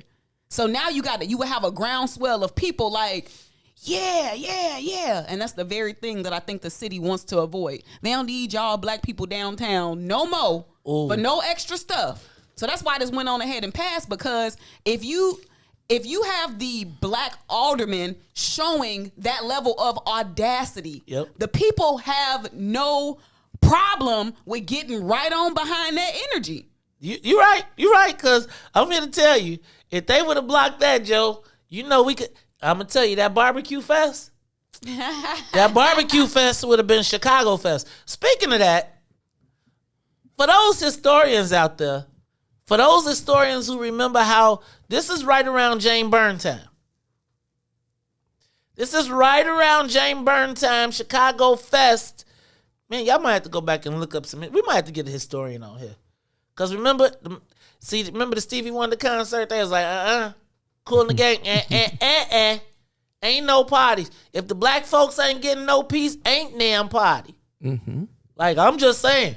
I am saying like this. Does anybody think it was, I'm going to talk about Open Chicago. What else we want? This might be the time to be making some ass. I'm going to tell you, I think we got to hurry up, because white people are starting to use the term fatigue. No, I'm like, man. What? Racial fatigue? No, black fatigue. Yeah, they about tired of y'all talking about this black stuff. When is this George Floyd stuff gonna be over? Because we got to get back to everything racism. has a lifetime. Right, that's what I said. And right now, look, if we ticking it away. No, we ain't even scratched the surface of where we going. Ruthie Mo say we gonna be back in a minute. We gonna talk about it. We'll be back. The Maze Jackson Show. We'll be back after this break. You're listening to I Said What I Said with Toussaint Warner and Herb Howard. What are y'all takes on blended families? Meaning white people? Or what? No, she mean like you got kids, this person got kids, y'all get together and bring the whole family together. I don't know. I have zero experience with it. I imagine it could be challenging. Especially, I think the older the children are, I think the more challenging it could be. I think if it's little children or something, you can kind of explain it to them, and they may like grow up together and kind of in that same space where this is mom, this is dad type thing. But if you talk about older kids where they literally have a mom or dad, another person like that has been in their lives, when they're older, and you're like, oh, no, this is your stepbrother, stepsister. Like, nah, we like 17. Like, I'll bone her. And if this family don't work, you can just give me to the game anyway. It ain't gonna matter. No woman will ever be important. I'm not being an ass. I'm serious. In my mind, the value of that kind of a commitment is family. I got that already. So now we just chilling. So you ain't gonna really know my children. What's up, good people? You're listening to I Said What I Said with Toussaint Warner and Herb Howard live on What's In It for the Black People Media, Monday, Wednesday, Friday, 1 p.m. to 3 p.m.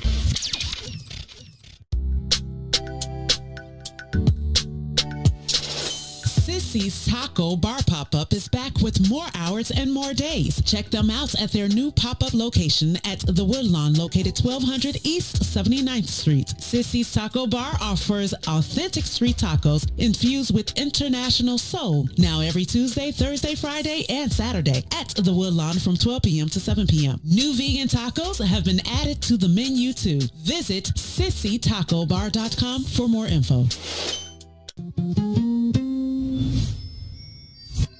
got to Kennedy King, so you remember Corey Brown? I definitely remember Corey Brown from Morgan Park. Yes, sir. Yes, sir. Yeah.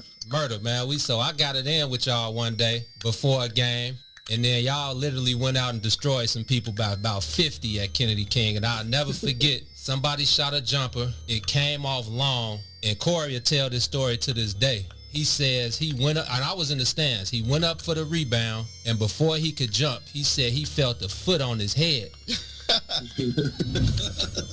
And it was you. And you caught it, classic P-Mac, catching it over everybody, putting it back in. He says before he jumped, he felt a foot on his head. And Corey was 6'4", easy. On his head. On his head. Yeah, Corey was 6'4", man. I used to just, I don't know, I had a knack, man. I was always uber athletic. Like I was taught earlier, if somebody shoot, you got to come from the opposite side. I had a guy in my neighborhood named Wayne Irvin, legendary dude to us in our neighborhood. Played at Chicago State, played at Wyoming. Okay. Played against Patrick Ewing. He passed away a couple years ago, but went to CVS. He was a decorated player. A lot of people knew him. And he taught me early, like, you attack offensive rebounds from the opposite side. So if somebody shoot from the left wing, you crash from the right. If somebody shoot from the top of the key, you can crash because it can go either way and you can get it. I was so big and athletic. I used to get a lot of tip dunks. Like, for some reason, people never boxed me out. And once I got a running start, if it came off anywhere over the rim and bounced up, you was dead. This is Eugene McIntosh, one half of the illest independent sports media outlet in the whole entire land, the Bigs. Check me and my player partner Terrence Tomlin, a.k.a. T-Tom the Great, on What's in It for the Black People Media Network. I'm blessed. Church Chicago's Power Hour. I'm your host, Angie Mims, and Terrence Keys, TD, a.k.a. Terrence Daniels. You got an inspirational word for today? Oh, man, I'll be honored. Giving honor to God. Hey, man, on Sunday morning, it's early, so we got to give honor to God. Yes, sir. The good word for today is don't worry. Oftentimes in our life, in our walk, in our days, in our journeys, we find a way to just worry about so many things. Yeah. And we just want to encourage you today that those worries is God's responsibility. It's God's responsibility because at the end of the day, what we worry about, most times we can't handle. Yes. If we would agree together, we can't handle it. So we have to give it to God. That's his responsibility. And our job is to simply believe. Yes. Simply believe. When we believe, the Bible says all things are possible. Come on through here. I better leave that alone. Preaching already. You feel it? So be anxious for nothing. Even the Bible says don't worry about anything. In Matthew 6:33 it says don't worry about anything, but seek ye first the kingdom of God and his righteousness, and all these other things be added unto you. So we're here to encourage you.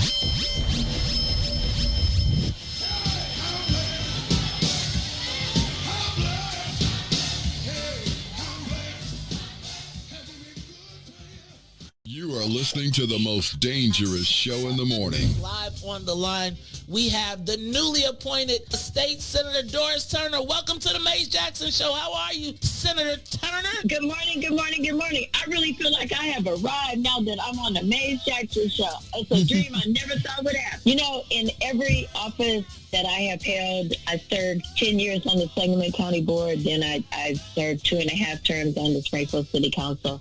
And in each one of those positions, I have never represented a district that was a majority district. But every day I've gone to work to ensure that African Americans in those districts received equitable treatment and that the legislation that I pushed was beneficial to the entire district, but beneficial to the African Americans that lived in that district, because these are people that for too long have not had a voice. When I was there and I was their voice, I wanted to make sure that everything that I did was going to move my community forward. And that's always been first and foremost in my mind, and that will continue to happen.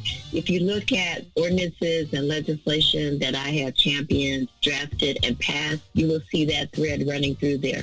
Everything that happened with the legalization of cannabis in Springfield, I led that and came out of that with a lot of successes. And one of the things that I am most proud of that came out of that was we put the 3% municipal tax on there, but 1.5% of that money will always go to a very specific area of Springfield that is the heart of the East Side. You mentioned cannabis, but what we've seen is that there's been no access to cannabis for black folks.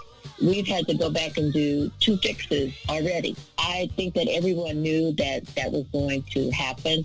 But, going forward, it's one of those things that, when you know what you know, there'll be more eyes and ears on a lot of things. So I am very committed to that.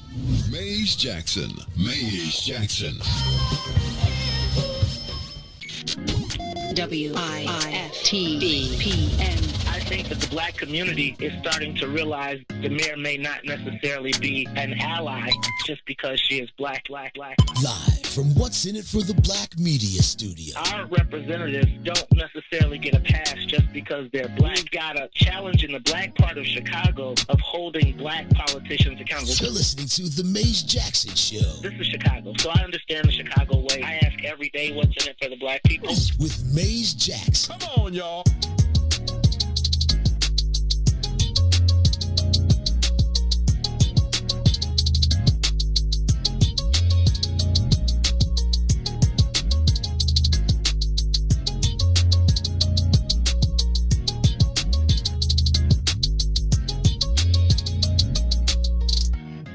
You are listening to the Maze Jackson Show. I'm your host, Maze Jackson. Got my co-host, Todd Stroger.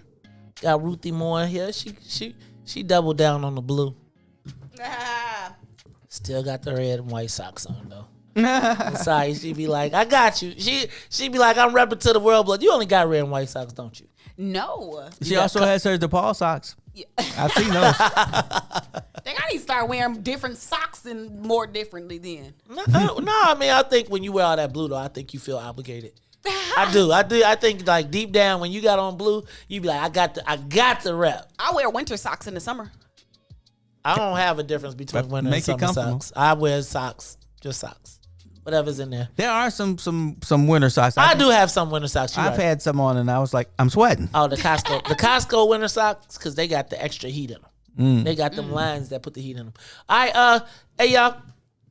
Before you move, what? Alvin E. Norton and Salim Muwakil. Salim! We're having a little discussion about how Reverend Jackson was a real force in that Chicago fest. Oh yeah, Reverend Jackson kicked it off. I mean, you have. So they just say familiarity breeds contempt. Right. Reverend Jackson, you can say what you want to say. That brother has been a civil rights icon, has opened a lot of doors for a lot of people. And I'm just not about trying to trash he's moved the ball more than a lot of people in the world. Right. Than 99.9% of people in the world. So ain't no shade on Reverend Jackson. But yes, he was very instrumental in that, organizing that boycott of Chicago Fest. Because, let me tell you what, they was like, Jane Byrne was losing with the black people. And she was like, oh, I know how to get them back. She said, get me Stevie Wonder. Oh, yeah. She said, get me Earth, Wind, and Fire and get me Kool and the Gang. And I'll break up y'all Negro unity real quick. Who was it that said that? I think Kool and the Gang was the only one that went up. Right? Everybody else was like, nah. And they came up and was like, we can't afford to get sued. So celebrate. We got to go. We got to go. But I was just thinking about it. And I was thinking that the city of Chicago is about to reopen. And yesterday, the mayor at Navy Pier with much fanfare, literally, wait a minute, did y'all see the video of the mayor with the mascots? Mm-mm. The Bulls and the Bulls and the Blackhawks, and she discussed the reopening. The Blackhawks have a mascot? Man, that he kind of good too. He ain't like the Bull. Benny the Bull is off the chain, but the Blackhawks mascot is pretty dope too. Oh, yeah, he's pretty dope, and he got a skate. So anyway, the mayor announced the reopening with the two mascots. She was sitting in the room, piped and draped, and the two mascots. She had a conversation. I think she thought it was cute. I'm sure. I was like, you're not funny anymore. It's like it's hard to imagine like you trying to still make light and comedy. It's like the Penguins, you done did everything. It's not working. It's not working. But then she announced that along with that the Chicago Open will include sports venues can operate at 25%. So the Bulls, White Sox, Bears, Bears, the inside can go. Churches can come back up to 25%. But this is looking like the city is opening large venues. And then Navy Pier was open. But then, Todd, they also talked about the first festival, which is the, I can't remember what it is now, the barbecue fest. But anyway,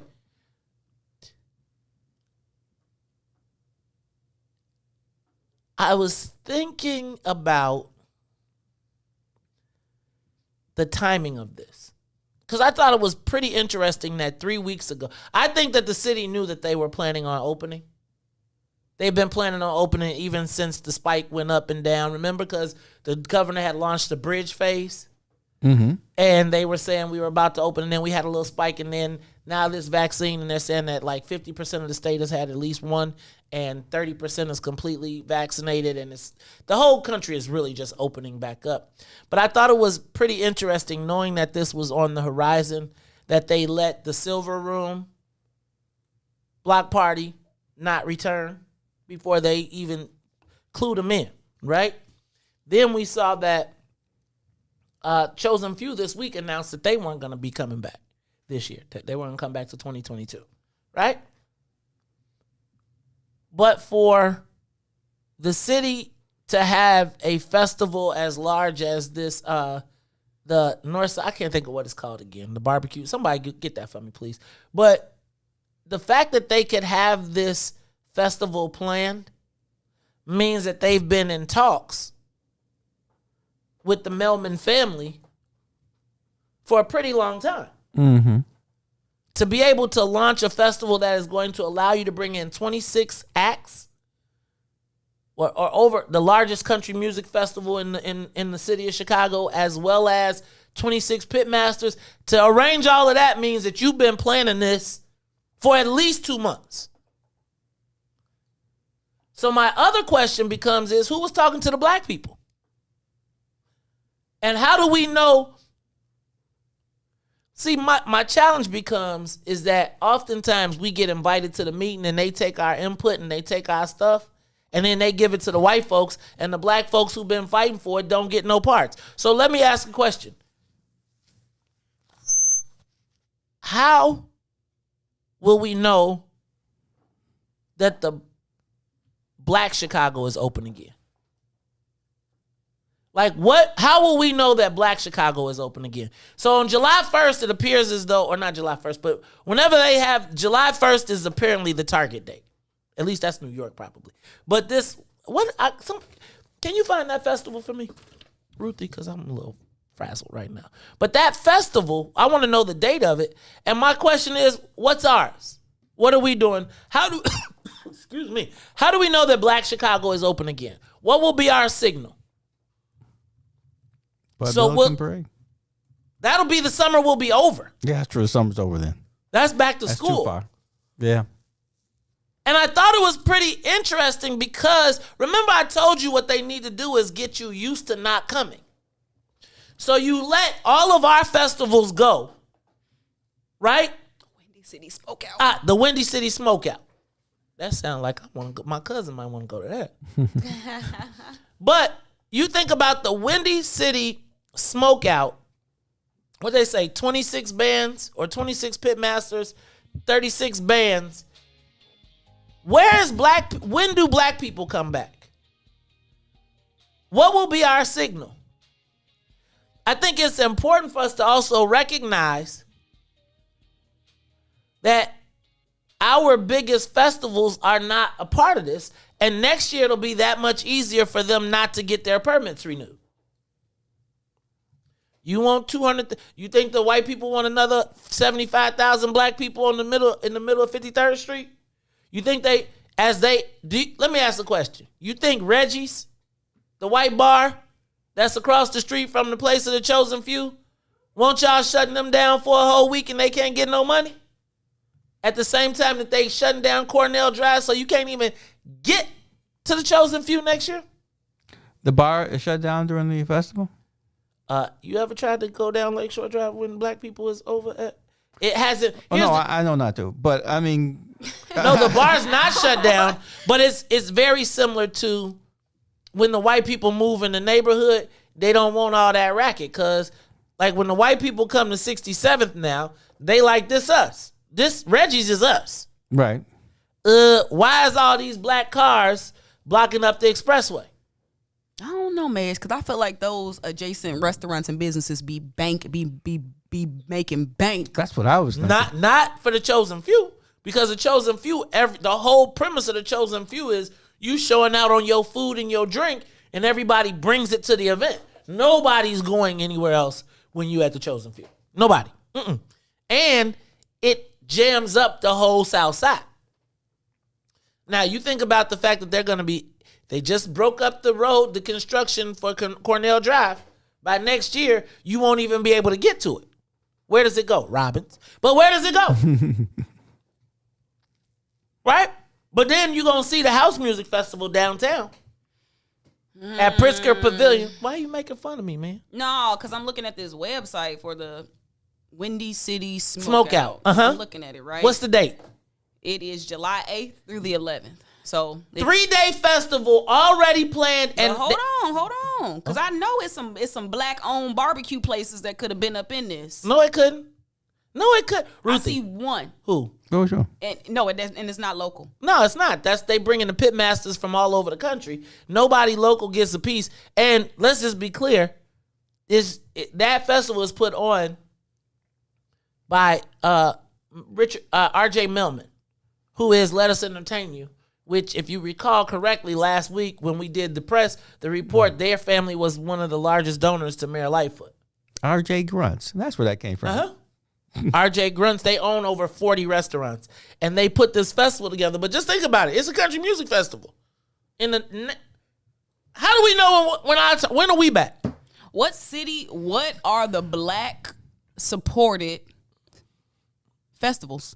Like city-supported festivals. Would that be gospel? The Gospel Fest, the Blues Fest, which is not really black. The Gospel Fest, the Blues Fest, the One Day at the Taste of Chicago. I don't think that the Chosen Few is a city festival. I don't think that the Silver Room or Brewfest are city festivals. They are privately put on their throats. Well, I mean, it's like, no, what happened was, but I think Ron realized that as all these festivals was happening, they had to crack it open. I don't think that this mayor has that same level of concern, right? Like,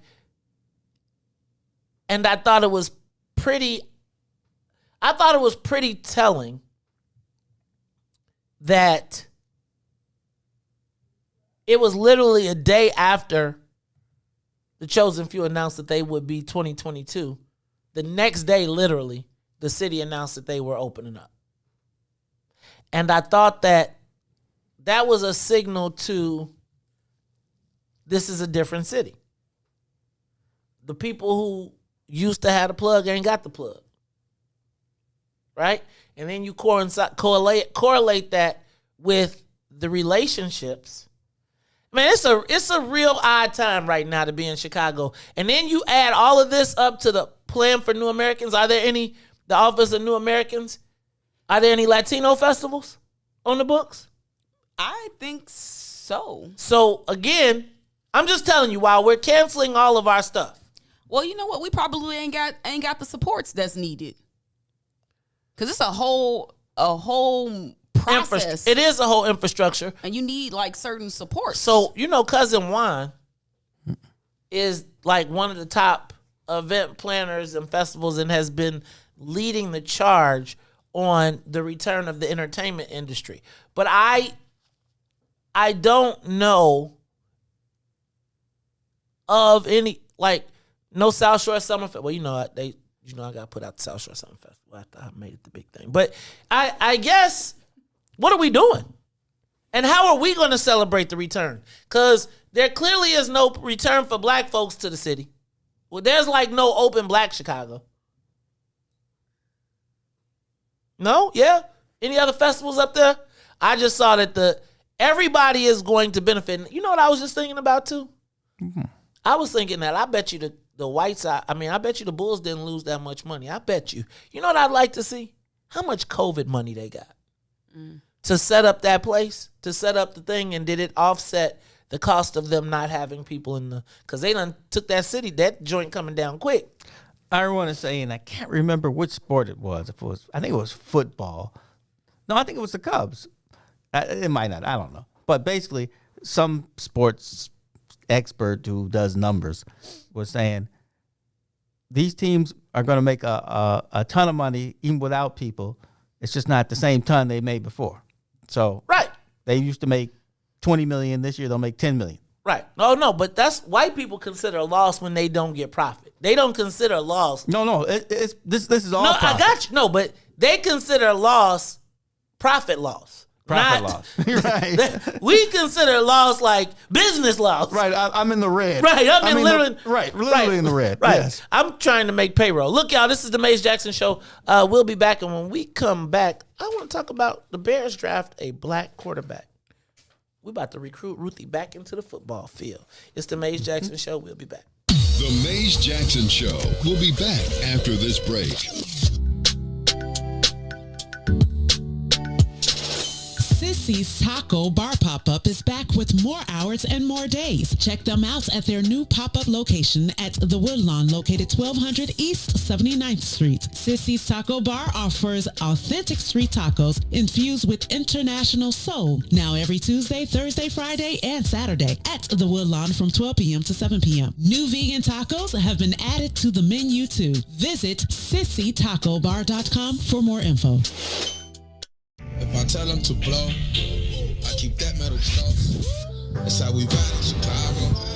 Alderman Lopez, welcome back to the Maze Jackson Show. The mayor has a very peculiar way she's dealing with this, and I'm trying to understand why does it seem like we're handling this with kid gloves. The reason that she's not going after the root cause, which is gangs, the reason she's not calling out the silent enablers, as I tweeted out the other day, is because those are many of the same people that she relied on to get elected. I'm talking about the not-for-profits, those that reach out for grants and try to be the intermediaries in a community to try and bridge some of these anti-violence groups, things of that nature. These organizations that say they're trying to build bridges oftentimes are the ones that are enabling the gang lifestyle and allowing it to go unchecked and not holding accountable the individuals causing the violence in the neighborhoods. Those same partners, which she funds, which she relies on, were unceremoniously all pimping themselves out at a press conference. Ooh. Saying nobody said a word about gangs, but what they did say is that we need more money for the programs that we offer to help stop the violence. And clearly for more money to go to organizations that are working against the residents of the city of Chicago. Alderman, how did y'all approve $37 million to go to one ward for violence prevention? $37 million? I don't think there's been a $37 million investment in anything black. When these amendments to the budget or when these programs come before us, and I've asked the last time that these were proposed by the administration, what metrics are we using to ensure that everyone with their hand out was not still enabling gangbangers in the middle of the night? And oftentimes have intervened on behalf of gangbangers, particularly in the Latino community. When you see in other communities, like the black community, when you start doling out contracts to, say, Metropolitan Family Services, and now they're responsible for doling out to organizations to come into neighborhoods like, for example, West Englewood, contract out to organizations that have no connection to a community, build no bridges to a neighborhood, but get $300,000 to stop violence. The most dangerous show in the morning. Yo, who said devotion had to be sad? Yo, check this out. The Lord is my shepherd, and I want. He's making me to lie down in green pastures. He leading me beside the still waters. He restored my soul. God's gonna turn it around. Come all the way with me.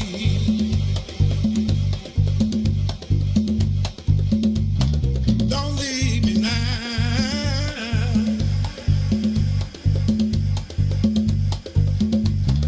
Come all the way with me.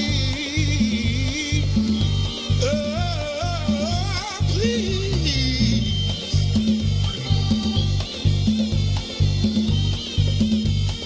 Please.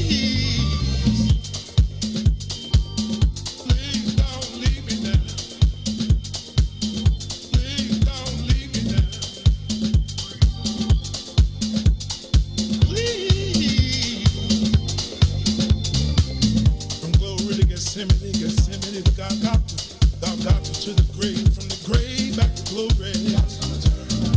Glory to Gethsemane, Gethsemane, the Golgotha to the grave, from the grave back to glory. Glory to Gethsemane, Gethsemane, the Golgotha to the grave, from the grave. Glory to Gethsemane, Gethsemane, the Golgotha, Golgotha to the grave, from the grave back to glory. Oh yeah, oh yeah, oh yeah. Come all the way with me. Don't leave me now. Come all the way with me. Oh, please.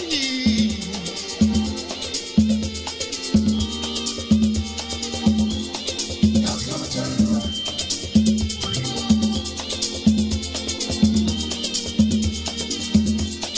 God's gonna turn it around.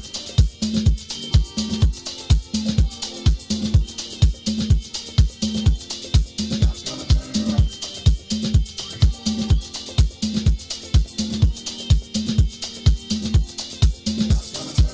From glory to Gethsemane, Gethsemane to Golgotha to the grave, from the grave back to glory. Glory to Gethsemane, Gethsemane to Golgotha to the grave, from the grave back to glory. Glory to Gethsemane, Gethsemane to Golgotha to the grave, from the grave. Glory to Gethsemane, Gethsemane to Golgotha, Golgotha to the grave, from the grave. Dear Lord, it's me again. God's gonna turn it around. I'm calling on you. You did it before. I believe that you can do it again. Somebody calling you right now, Lord.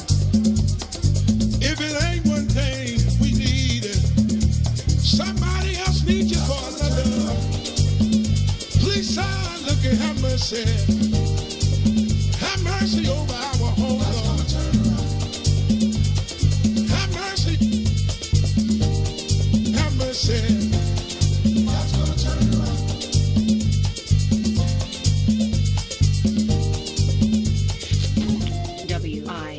WIFTBPN. Yeah, yeah, yeah.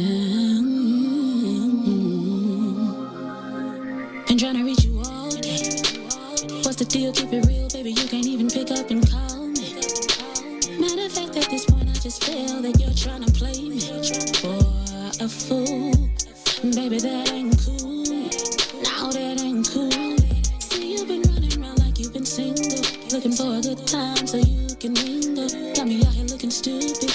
You out here with your bow like a cupid, but I guess it's cool. Guess I was just another hit on your hit list, another good time that you wouldn't miss. But I blame myself for all these feelings that I felt. You were nothing but a savage, seeking no ways you could scavenge. This thing I thought was real turned out to be nothing more than a feel. It's petty love, petty love, petty love, petty love. That's what we got. That's what we got. Petty love, petty love, petty love, petty love, petty love. Yeah. Oh, now you're trying to reach me. Just the other day you call yourself trying to treat. Now it's can talk, oh baby, can you see me? Cause you can't take what I'm doing. Is that cool? Now that ain't cool. But I blame myself for all these feelings that I felt. You were nothing but a savage, seeking no rose you could scavenge. This thing I thought was real turned out to be nothing more than a feel. It's petty love, petty love, petty love, petty love. Ooh.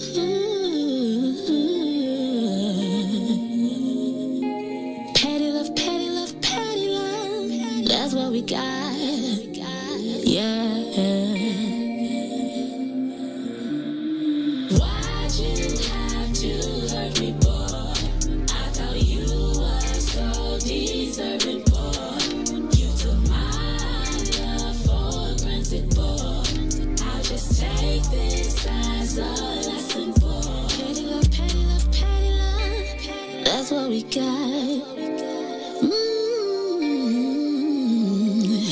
Petty love, petty love, petty love.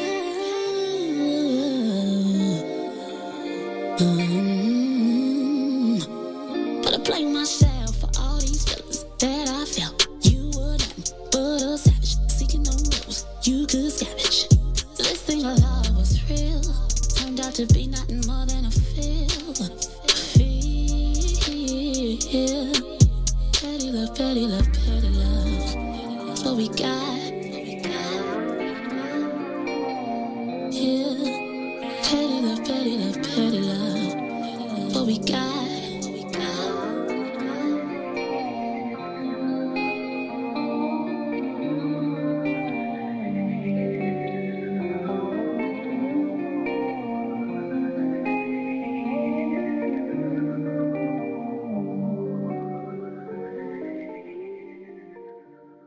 You are listening to the most dangerous show in the morning. This is What's in It for the Black People Radio. Maze Jackson. Maze Jackson, the most vociferous advocate for black people in the world. For Ruthie Moore, for Todd Stroger, I am the host of the Maze Jackson Show, asking every single day, what's in it for the black people?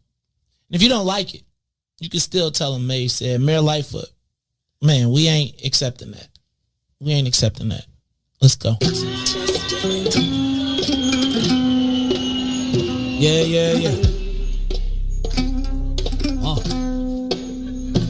Let's get down to business and go ahead and address the facts, man. Lightfoot seems more lesbian than black. Rahm Emanuel's another case, he was just as tired. 50 closed schools left much to be desired. Police had Anjanette naked on that body cam. They suppressed the footage so it couldn't touch a lot of hands. Reminds me of that 16 shots in that cover-up. Both of them similar, so I went and dug it up. George Floyd killed, a lot of riots happened in the town. Southside burned and they wouldn't let them bridges down. Grandmother sick, need a prescription and plus a couple groceries. You gon' have to travel just to get it now. COVID-19 out here shutting all the business down. Not enough SBA loans to even give around. So many failed businesses that you could put them in the pile. If you don't survive the pandemic, it's gon' sit you down. We sing, dance, play ball, entertain, and crack jokes. Government infested black neighborhoods with crack smoke. System that milked us so bad, we got lactose. Still trying to find out what's in it for us black folks. We sing, dance, play ball, entertain, and crack jokes. Government infested black neighborhoods with crack smoke. System that milked us so bad, we got lactose. Still trying to find out what's in it for us black folks. Shout out to Willie Wilson, hope one day you get to send it. We need some different players in the game to handle business. Too many shady characters like Madigan and Blago. But when you really break it down, it's typical Chicago. City full of gangsters, it's what the land was built on. Same streets with hood legends, DNA get spilled on. Carjackers out here lurking, trying to get they steal on. Looking for a block to put them Hellcat wheels on. Let us give bogus appraisals a red line. Car crackers out here getting minimal fair time. And I'm concealed carry, I stay with the pipe. But Illinois gun laws giving minimal rights. Stay up on the swivel, make sure I'm moving tight. Check all of my mirrors when I pull up to the light. Pick my homie up from out of town, man, he caught a flight. He was hella nervous, told him, shorty, this a way of life. We sing, dance, play ball, entertain, and crack jokes. Government infested black neighborhoods with crack smoke. System that milked us so bad, we got lactose. Still trying to find out what's in it for us black folks. We sing, dance, play ball, entertain, and crack jokes. Government infested black neighborhoods with crack smoke. System that milked us so bad, we got lactose. Still trying to find out what's in it for us black folks.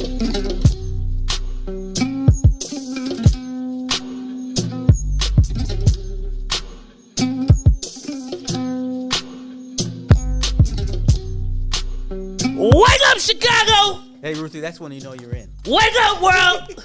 This is the Maze Jackson Show. I'm your host, Maze Jackson. Got my co-host, Todd. Todd, how you know when you in? Gee, I am married. Yeah, well, I mean, how did you know when you was in? Like you said, when they start laughing at your jokes, and you know you're not that funny. I'm a pretty funny guy. I'm a pretty funny guy. Ruthie, I noticed you were laughing a lot yesterday. No, I wasn't. You were. I'm trying to, y'all, look, I'm around here working, man. I'm working. This is the Maze Jackson Show. I'm your host, Maze Jackson. Got my co-host, Todd Stroger. Shout out to Ruthie Moore as well as Sonia Escobar. Hey, y'all, it's been a great week. Don't forget, we got to tell me something good coming up at 8:30. I want to talk about the Bears yesterday. Shout out to Todd's sister, Yanni. I want to say let me back up. Yesterday, the Bears did something that I could not believe.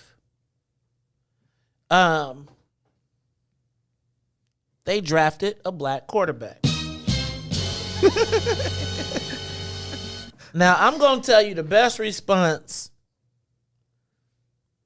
that I heard in response to this yesterday. So it was a bunch of texts going around. It was a bunch of just everything. I was live on air yesterday having a necessary conversation when I got this text from my friend, my boy Ahmad Islam. Now y'all know Ahmad Islam. He owns 1035. He is Tucson's cousin, and so not oftentimes, but every once in a while, we all are in a group chat and we share things. He sent a text yesterday that said, Bears took a black quarterback, right? That was the text. The curmudgeon, 2 responds, George Floyd really did change the world. I guess so, yeah. Score 2 for the curmudgeon, because that was probably one of the best answers that I have heard in response to this. But as I was celebrating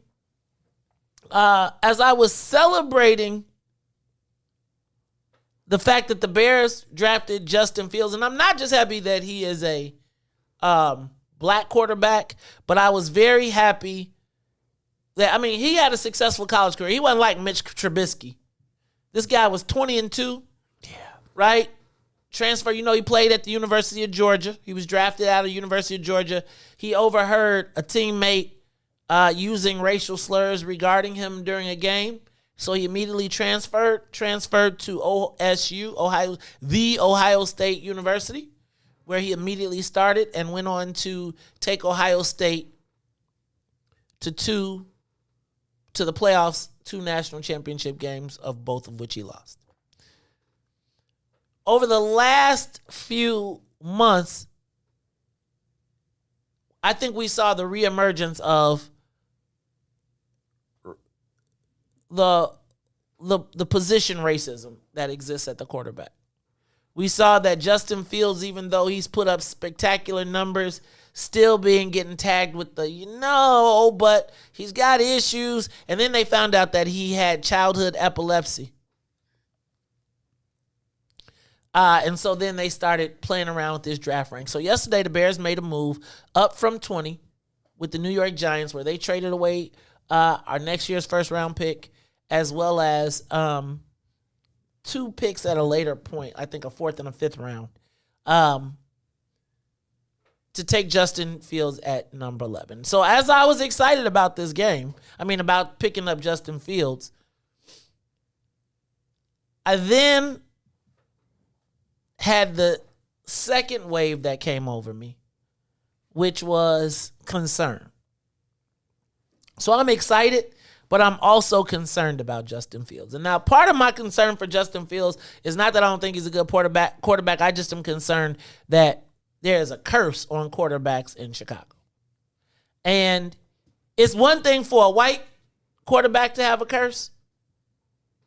It's another thing for a black quarterback to have a curse, particularly with the Grabowskis. Did you say his child has epilepsy? No, he had epilepsy. He had childhood epilepsy, but he overcame it. Oh, wow. I didn't know you could do that. They say you can grow out. I want to say they said you can grow out, but he had it, but he hasn't had. They say he's managing it, but he hasn't had it since he was a young child. Great. So now my question becomes: is Chicago ready for a black face of the franchise? And how do we protect him as he develops in a state like Illinois? He's from Georgia, so he's seen some racism. Yeah. But he ain't seen Chicago racism.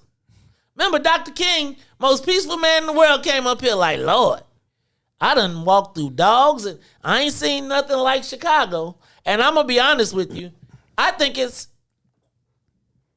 he's baked. I think it's baked in. I think racism is just, remember when I told you we have comfortable segregation here in Chicago? Mm-hmm. And I don't know if he has a day where he throws 3 picks. God forbid he does. No, because people ain't going. Would you want to be at the game? People ain't going for that. Have you been to a Bears game? That was post George Floyd. I'm just telling you, Ruthie, you gotta go to a Bears game. I mean, we are post George Floyd. Yeah, but the Bears fans ain't post George Floyd. Yeah, but think about them soccer fans that be throwing the bananas at the black players and all that. You know how like we hear so much pushback against that, and the black players ain't going for that stuff no more. Actually, I would say that they were supported by all the players, the black soccer players. Yeah, now they are.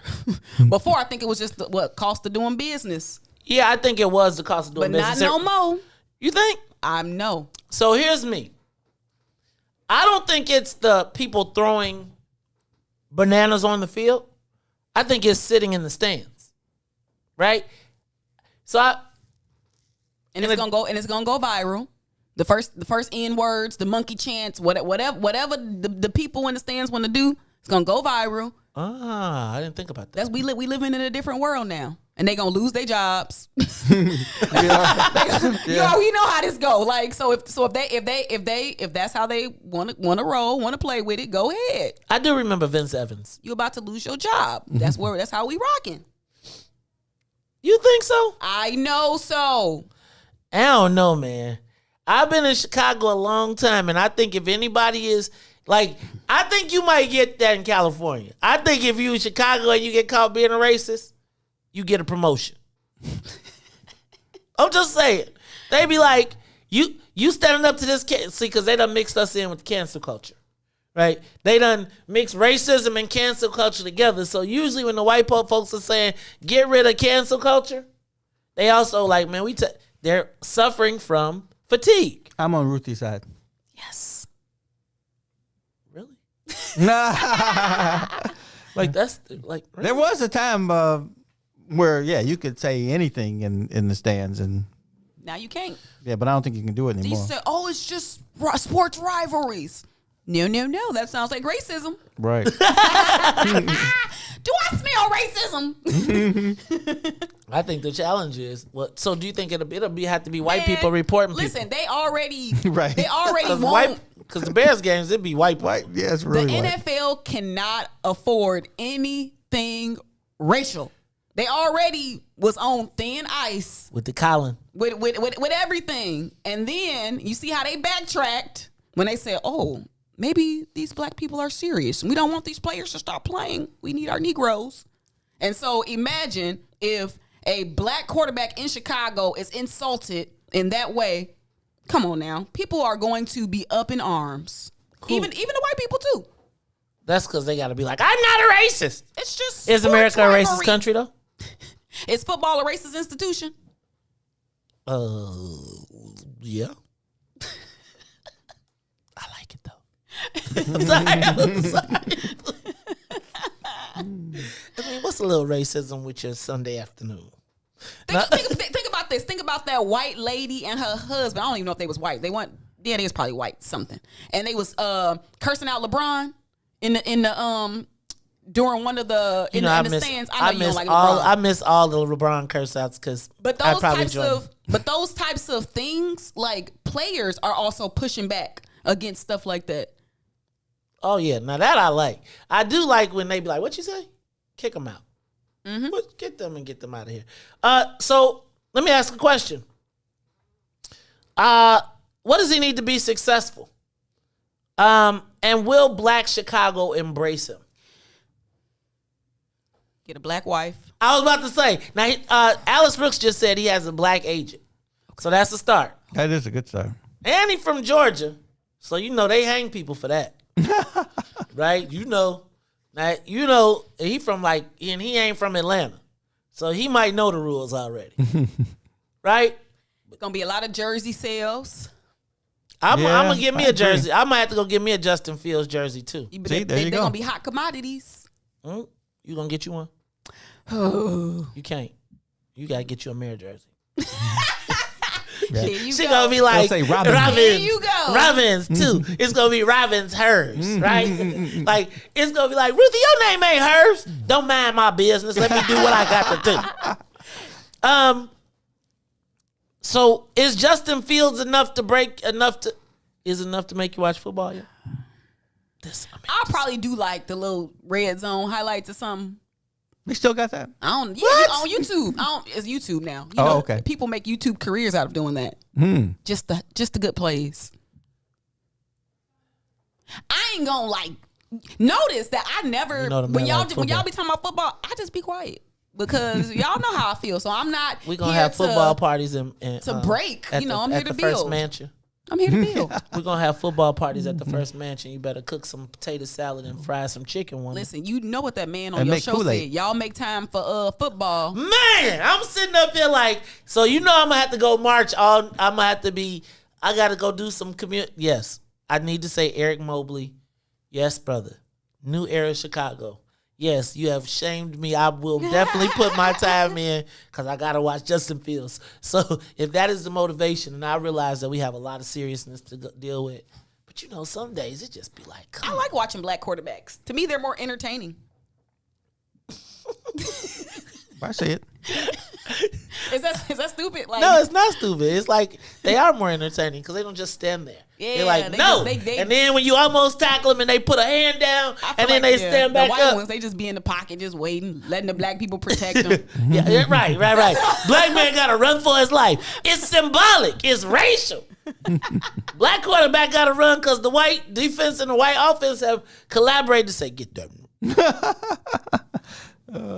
Oh, my goodness. All right, but I think that Justin Fields being drafted by does this mean that racism is over at the Bears? I mean, no. Does this mean black people, maybe we can tailgate? We can. You just got to pay $50 to get in the parking lot. But you don't got to have no game ticket though, right? Wow, you got to pay $50? It might be $75 to $100, bro. Per car? Yeah. What if we all just get in the same car? So you put all How the many stuff people you going to get in that car? No, what you do is the white people, you know what they do? What they do? Tell us the They secret. buy a bus. They buy, you can go buy you an old school bus or and then they trick it out. And you can buy like an old school bus for like $1,500, $2,000. Then you put a grill in it and you turn it into a whole little thing. And then y'all park. There's the tailgate vehicle.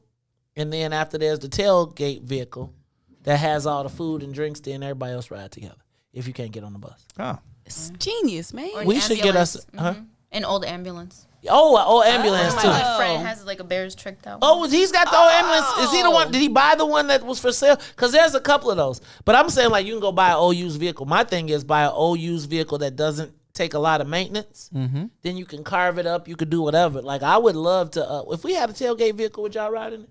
Heck yeah. Yeah. I'm saying I just want to be on a pull up. I like riding in things that you don't got to wear seatbelts in. I don't. I mean, it's just different. Ruthie, it's just like back in the day when we used to have to ride in the back of the pickup truck, and we'd be riding back there on the dirt road. Whoa! Do y'all? Okay, more like a party bus vibe. Yeah, I love party buses, party trolleys. You know what? That we should do. We should do a trolley and just get wasted. I'm with it. Can we? You know what? Can you smoke on a trolley? You could. Why not? We're not driving. And it's in the air, open air. Y'all say that, then the white people, the police be like, it'll just be a little ticket. Just a little ticket. We're fine. Everybody chip in. Just a little ticket. We'll go to work start to go for me. Low key, then you could be like officer. Is there any lawyers out Officer. You could be like officer. He'd be like, she did not comply. I shot her because she had a Ruthie. No. I just played a race card. There is you'll be a you racist. Know America is a racist country. No, not according to the head of the Stormtroopers. You're a racist. Look at you. What's in it for the black people? I'm embarrassed. It's unbelievable. Okay, y'all. All right, so I am excited about Justin Fields becoming a Chicago Bear. I will be buying a jersey. For all of those, you can't drink on the party bus no more. Dang.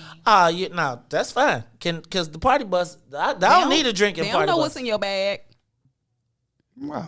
You know, Ruthie is just. Can I tell you something? I don't like unnecessary rules. And that is and I get, that people got out of control on the buses and stuff. Yeah, a lot of but shootings. come on now. What you gonna search my bag? Yes. That's why women carry purses. They will search that bad boy too. No, you're not searching my purse. Always. That's how you end up dead. Comply. But look, that's why I stopped going to a certain movie theater in a certain community, because you do not know. This is not. You ain't about to search my bag like. But why I smell fried chicken though?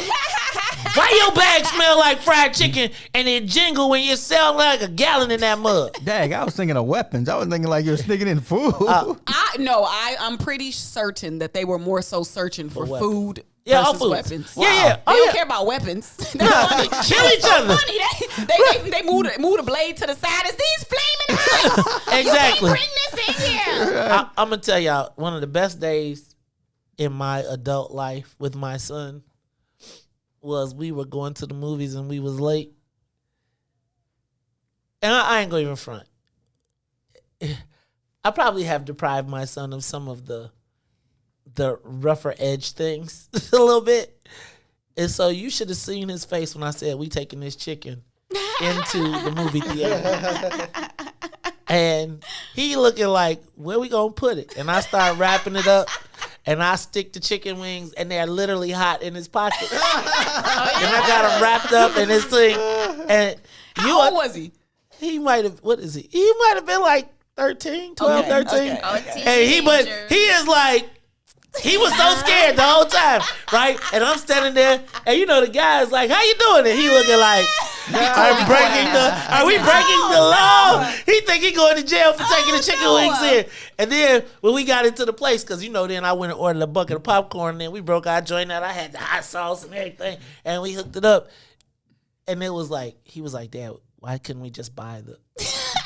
It's like, because, son, you need to know how to sneak food into the... You got to teach him how to be cool under pressure. Right. That's true. Right. Everybody should practice that. Man, he was sweating, boy. It was like, you can see, and I was like, boy, if you don't get your hands up, because he's like, act natural. Act natural.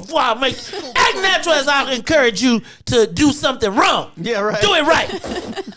Just fix your face. You looking like, Dad, I don't want. And the closer, it was funny because the closer we got to the check-in, right? And I had the mobile tickets, but even with the mobile tickets, dude fumbling around, and the longer dude fumbling around, you could just see him just be like, oh my God. And when we finally got to the seat, it was just like, he was just like, take this, you take it. You good, dog? You good? Did he eat some of the chicken? Hell yeah, he ate the chicken. It was like, this is the best thing you ever did, bring the chicken. Hit you. Man, but then it was funny because it was like we looked to the left and looked to the right and everybody had something. Right? It was like, they don't sell pizza here.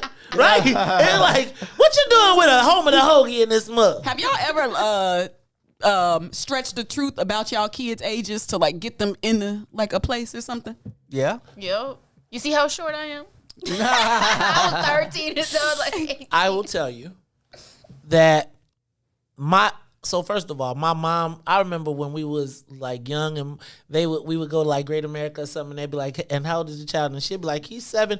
I am not. I'm 10 years old. Because you can't tell no kid in front of them, so you got to tell them up front. But because my son was short, I never shortchanged him on his age, right? Because if I try to play, it was like they already thought he was small, younger than he was. I had to prove that he was his age, so I would always be like, "Nah, that's you." I'd be like, "You don't see how big this dude is?" He'd be like walking under everything, like he could walk underneath the turnstile, and it was like he's finally getting this.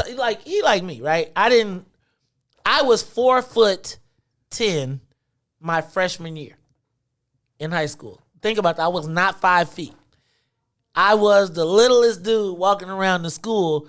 And so I understand that. And so, I try to always give him the big, I give him the big boy swag. He get his own seat. He get his own, right? It ain't never no share, nothing. It's like, and let me tell you, that little dude would get in the airline, on a bus, a train, or airline, and get the man spread. I'd be like, he'd be like, he take the whole chair. The man but spread. he this big, and he take the whole chair. Like, he sit there, I'd be like, you got it right, dog. Like, all right, y'all. Look, when we come back, it's gonna be time for Tell Me Something Good Friday. And we're going to get up out of here. But you know what? The week is almost over. Well, it's not almost over because I got work to do tomorrow. But let's do this. Let's take a quick break. And when we come back, we will Tell Me Something Good Friday. It is the Maze Jackson Show with Maze and Sonia and Ruthie and Todd. The Maze Jackson Show will be back after this break. What's up, everybody? Welcome to the green side of things. It's your man, Sadiq. And Cassiopeia.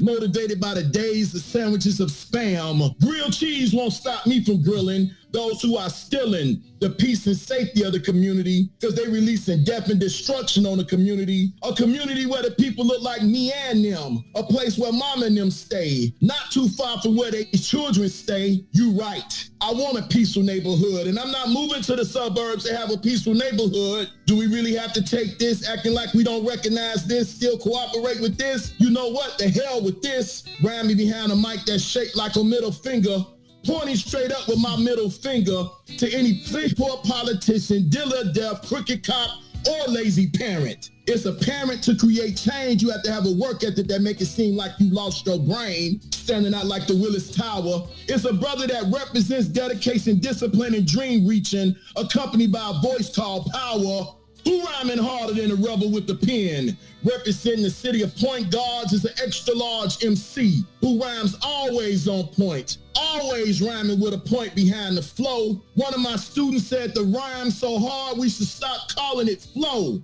Let me tell you something else before I go. I was born to stand tall. I was born in Chicago. That is Brother William Morris. Appreciate you, brother. Much love. Chicago, homegrown. Every Tuesday and Thursday from 1 to 3 p.m. on What's in It for the Black People Media.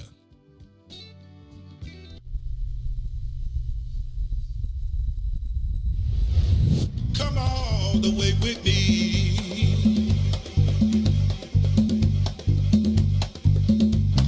Don't leave me now.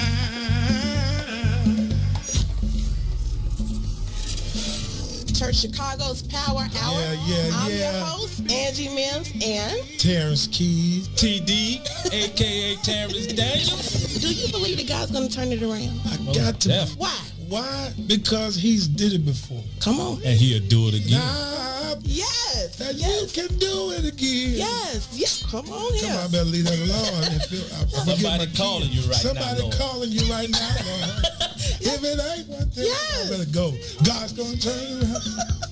And I feel like we have to encourage the people because so many people are just truly depressed. They're going through the holiday blues, and we want you to know that you don't have to be discouraged. But you can, in fact, be encouraged because God's going to turn it around. God's turn it around.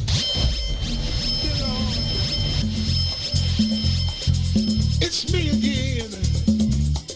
God's gonna turn it around. I'm calling on you. You did it before.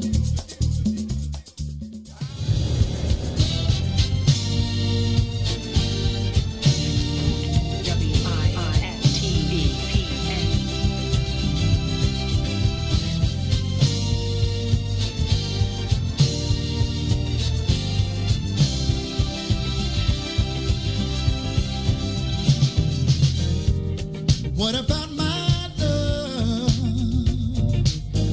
Seems you have forgotten love. I do believe that something went wrong somewhere.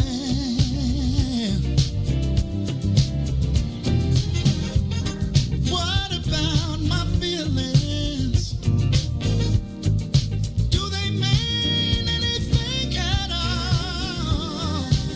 You got me so in love, I'm too blind to see. But you got my love, now you wanna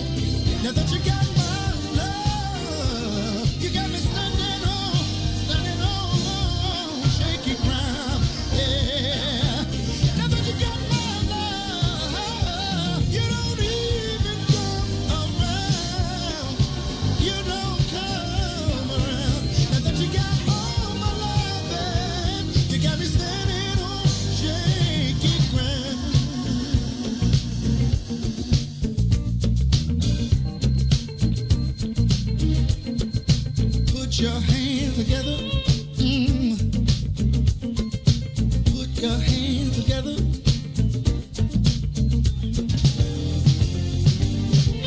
Before you leave out the door, before you leave out the door, baby, won't you change your mind?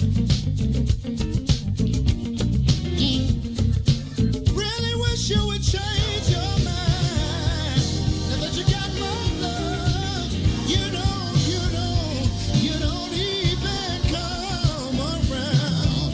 Now that you got my love, you got me standing on shaky ground. Now that you got my love, you don't come around. Now that you got all my love, you got me standing on shaky ground.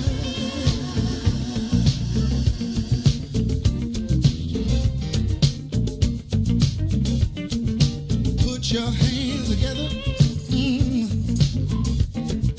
Put your hands together.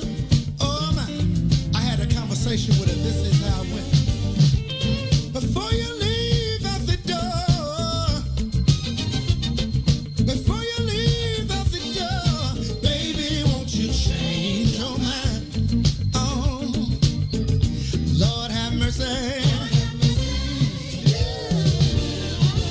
'Cause I need you and you need me. I know it can be happy. Just wait and see. Baby, won't you change your mind? I'll do better if you change your mind. Love, you don't even come around. Now that you got my love, got me standing on shaky. Now that you got my love, you don't even come around. Now that you got my love, you got me standing on shaky ground.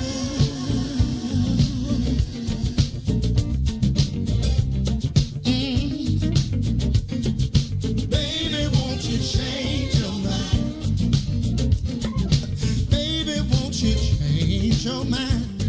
Oh no, I've been hoping, baby.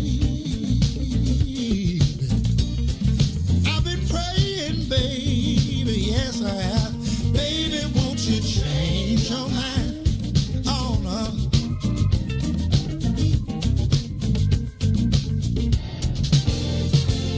I've been hoping, baby. Yeah.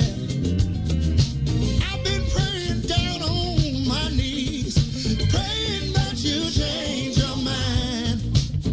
Oh, Lord have mercy.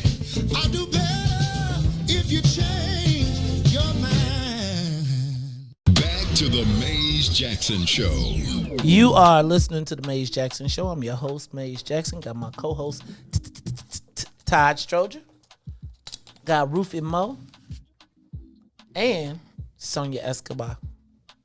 I'm sending that shout out to the soon-to-be newlyweds. I'm gonna need you to change your mind. Hey y'all, it is now time for Tell Me Something Good Friday. And I got a lot on my Tell Me Something Good Friday. So Todd, don't be trying to take stuff off my list. We gonna start with you, Ruthie Mo. It's Tell Me Something Good Friday. What you got good for? Put some air on my bike tires, so I might go for a bike ride. All right.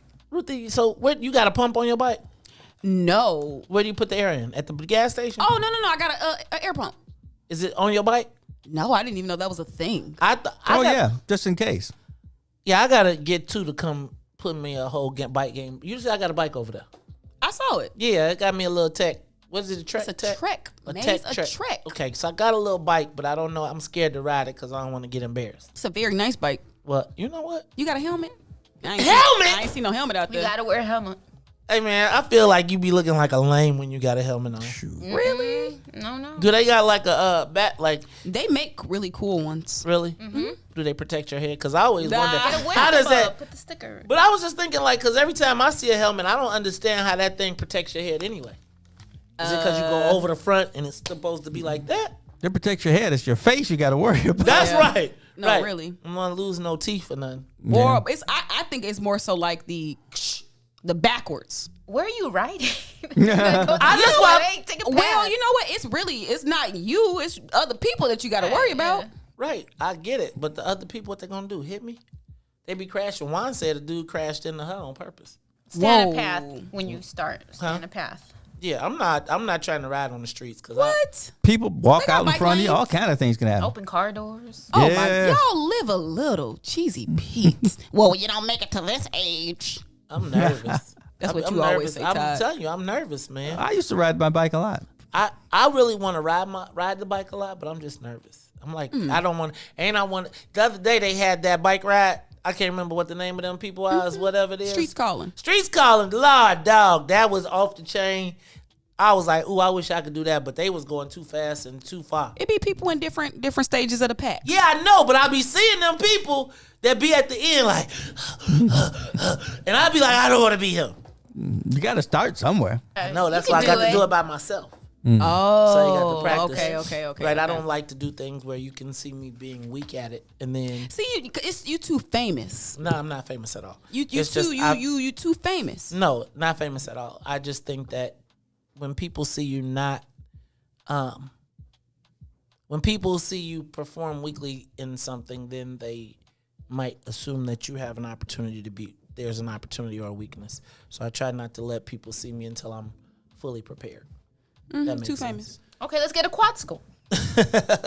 Ruthie, what else you got? That's it. That's enough. You not like you not. It's that's we free enough. this weekend. You not gonna like. Free? What you mean? You know, it's a flower planting, or it's a flower planting operation in Robbins this weekend. You know what? I am going to the Burbs for a surprise parking lot birthday pop up something. I want to do a parking lot party. A parking lot party? Yep. Or just like block this street off and everybody bring a car, bring a This blunt. is a big street, so it will work. Yeah, I'm saying, and then everybody bring a like It's a huge street, and you have a party at your car, right? Like I want to do it where you set up and like your car is like your setup, and you can open up the doors and you can put your stuff in front, and then you can walk down. Let me get the Lamborghini doors first, though. Oh no, I want you. Oh well, and we probably need some power.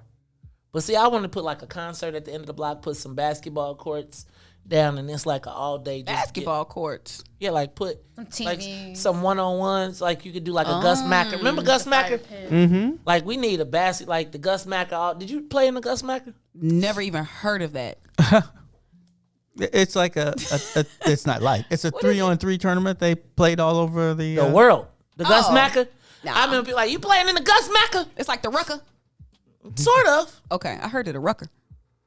No, it's not like the Rucker. The Rucker was for players, people like, really good and professionals. This is more for everybody.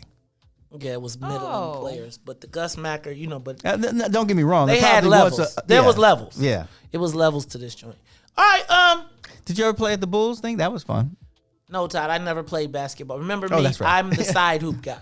Right. Like, I don't even. What you won't see me doing is playing basketball because I would be afraid to look like you did when you played my son. Old? Intimidating. That's all right. Lord. That's all right with me. I don't mind looking old. I know I'm old. Yeah, that's cool. I'm with it. I'm old. I just don't want to get a TV series where my kids be like, "Stop embarrassing me, Dad." It's like a whole show. I don't mind that because, man, I paid for everything you got right to this point. So.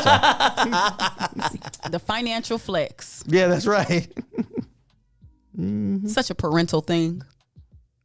Hey. That's probably part of the problem in this world. We need some more parental things. Such a parental thing. Right, like I brought you in this world, I'll take you out. Oh, okay. Well, go. Hence, the little neen that's running around here taking people out. Right. I'm just saying, like, there is something to parenting. Yes. There is something to discipline. There is something to saying, no, you can't. And yes, you can. Now, I will tell you that I do think that there are a lot of times that parents say no just because they're saying no. Flexing. And I tried to not do that. Like, I remember when I was growing up, it was like, if you went out on Friday, you couldn't go out on Saturday. And I'd be like, why not? Because you went out yesterday. Stay your butt home sometime. I go to church 5 days a week. What do you mean stay my butt home sometime? You don't make me, I don't have to get that same option when it's church. Then that's when you learn to shut your mouth, because you're right. Now you are officially punched. Okay, Todd, tell me something good. You can go out, but you just don't have to come back. Dang! Hey, if you can't live by my rules, Dang, Daddy! Live by your rules, wherever that's going to be. Your kids ever ran away and then, or say they was going to run away? Claire and Janine were having that discussion, and Claire said when she was young, she got out to the sidewalk. Yeah, I think all kids got at least threaten your parents to see what they gonna do. I think my mom was proactive. She was like, if you run away, you are more than welcome to stay. And I'd be like, dang, it's kind of tough out there. Isn't it? Like, it's like the racism outside or the crib at home. You know, so yeah, man, I think that you gotta put I think that parents, you have to put limits on. But we're gonna talk about this because you know what? My son wants his ears pierced. Both of them? Right. That's what they doing nowadays. Oh, the new Bears quarterback, I think he had something in his nose. I don't know if it's pierced. The nose ring blows me. The nose ring looks like a booger. It just looks like a booger. Even if you got the closest to a nose ring that I would find acceptable is the little pin drop one. But even that one, if it's a stud, it look like you got a booger. Oh my gosh. It does. It does. And the other one, the bull ring, that's another one. Oh, that's what he has. I'm sorry. He has the bull ring. Yeah. If I saw it right, I'm pretty sure. Oh, wow. Yeah. So it's like, and I was going to just say no because I was told no, but I mean, I feel like I don't know if so Ruthie probably like, I'm about to do the parental flex. You can get one. Like, you can't have both. You know, you remember You got Ruthie, to say something for growing up. she's got that term, adultism. Oh! Is that adultism? Am I adultisming my child by telling him you cannot have 2 ears pierced? But if he could do one, then what's the harm in like one in the other one? The harm is I just ain't ready. It's like an aesthetic for you, like the way it looks? It's a stretch for me, right? Like Got it. It's already tough for me to say yes to one, but I remember me at that age and like, why was the no? Like, and quite frankly, I got an ear pierced now and I don't, it's like it's gone. It's a phase. It's a part of your youth. And I'm not, you know what I'm saying? It's like, I'm not, now what I will say is no tattoos, right? Like our agreement is no tattoos till you turn 18, right? And then I'll go with you. I can't tell you after 18, but I just at least need you to wait till 18 to do that. Right. Yeah. So you a good compromising daddy. Yeah, I feel like I want to give him some freedom, but I want to know you can't go all the way. There's some give and take. But I still gotta ask Carrie.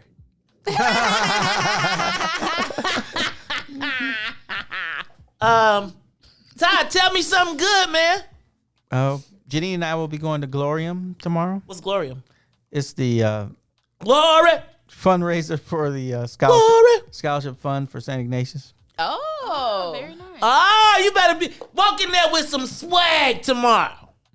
You walk in there and be like, when you go in there, Todd, I want you to go in and I want you to go table to table and be like, we gotta get you some cards so you can be walking around like, I'm the village administrator of Robbins.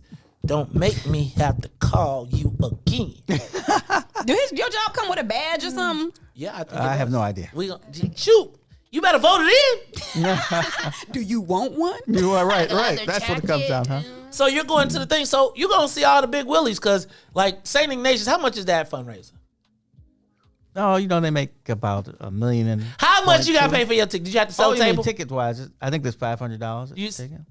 Dang, time? No, I'm a guest. You need who your guest? No fool. Who your guest though?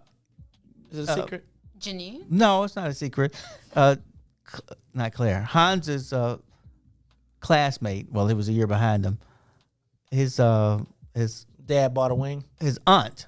His aunt is a business partner with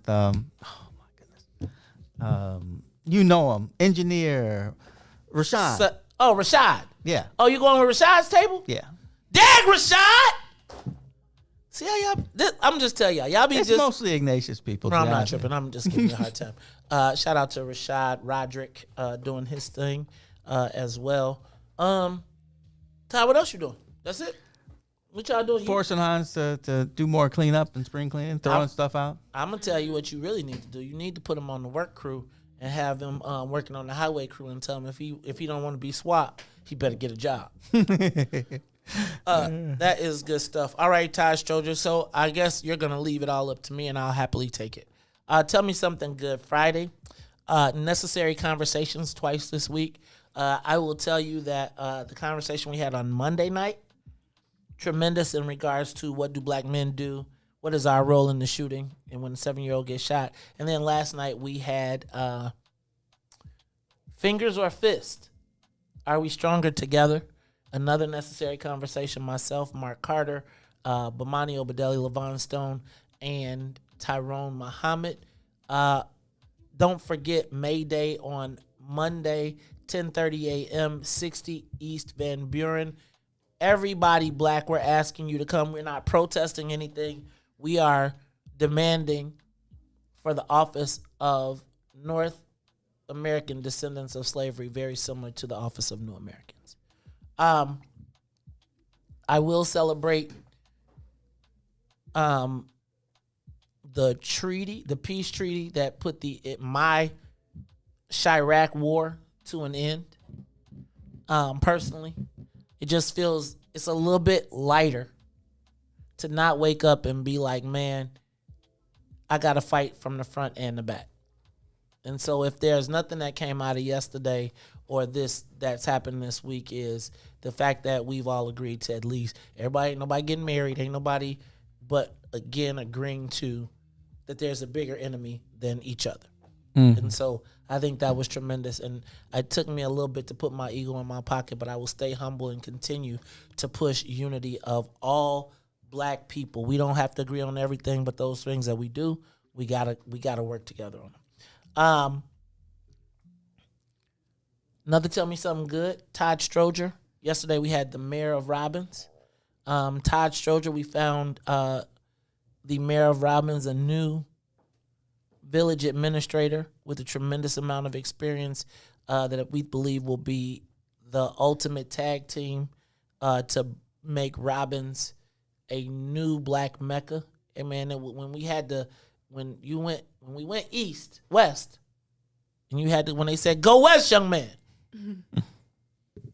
it was engines and animals and all type of stuff as the racist, as we did our racist march to the coast. No, but I do think that I'm excited about the fact that Todd and Mayor Bryant are teaming up to make things happen. Excited to be a part of that. Dang. I have one more thing I wanted to tell you. Sonia, what you got? Tell me something good, kid. The last weekend of class. So guys, I don't know. I'm fumes.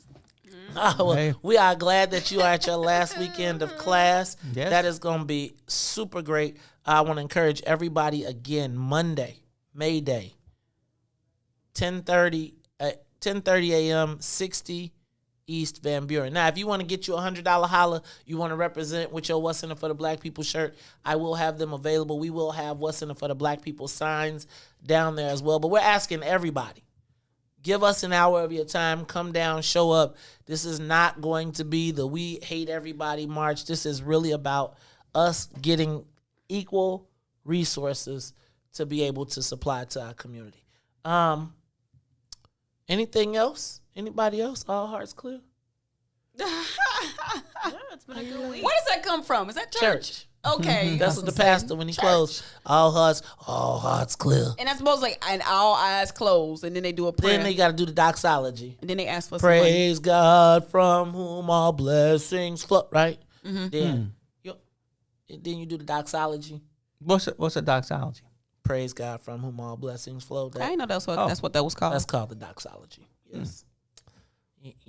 That's what happens when you go to church all the time. You have to learn these. I only heard people singing that in a high pitched voice, so I never knew the words to it. Yeah, and and then do you know Dr. Watts? You ever heard of Dr. Watts? Like when they go to church and they do devotions. I love the Lord. He heard my cry. You know that? Yeah. That's the Dr. Watts. Is that what that's called? That's called Dr. Watts, and they do that. That's like it is to get you. It's a combination of. Are you saying Dr. Dr. Watts after a person? Yeah, the Dr. Watts. I didn't know that they named that something. I know hooping and. I love the Lord. He heard my cry. We just call that Black church. You said Guitar Watson? No, that's the Catholic Church. And hey, guys, we're going to have a great time. We're going to have the guitar service. We get down. Bring it up. He heard my cry.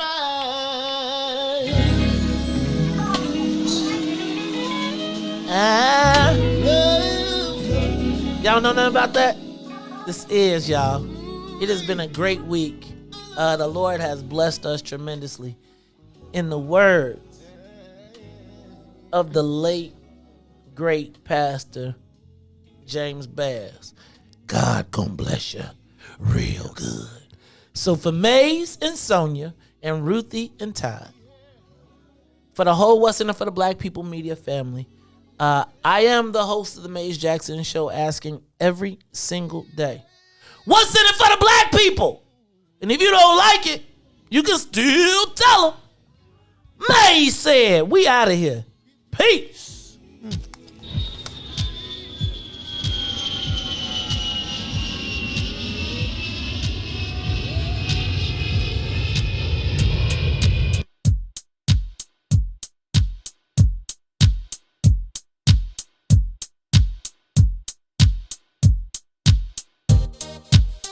What's in it for the black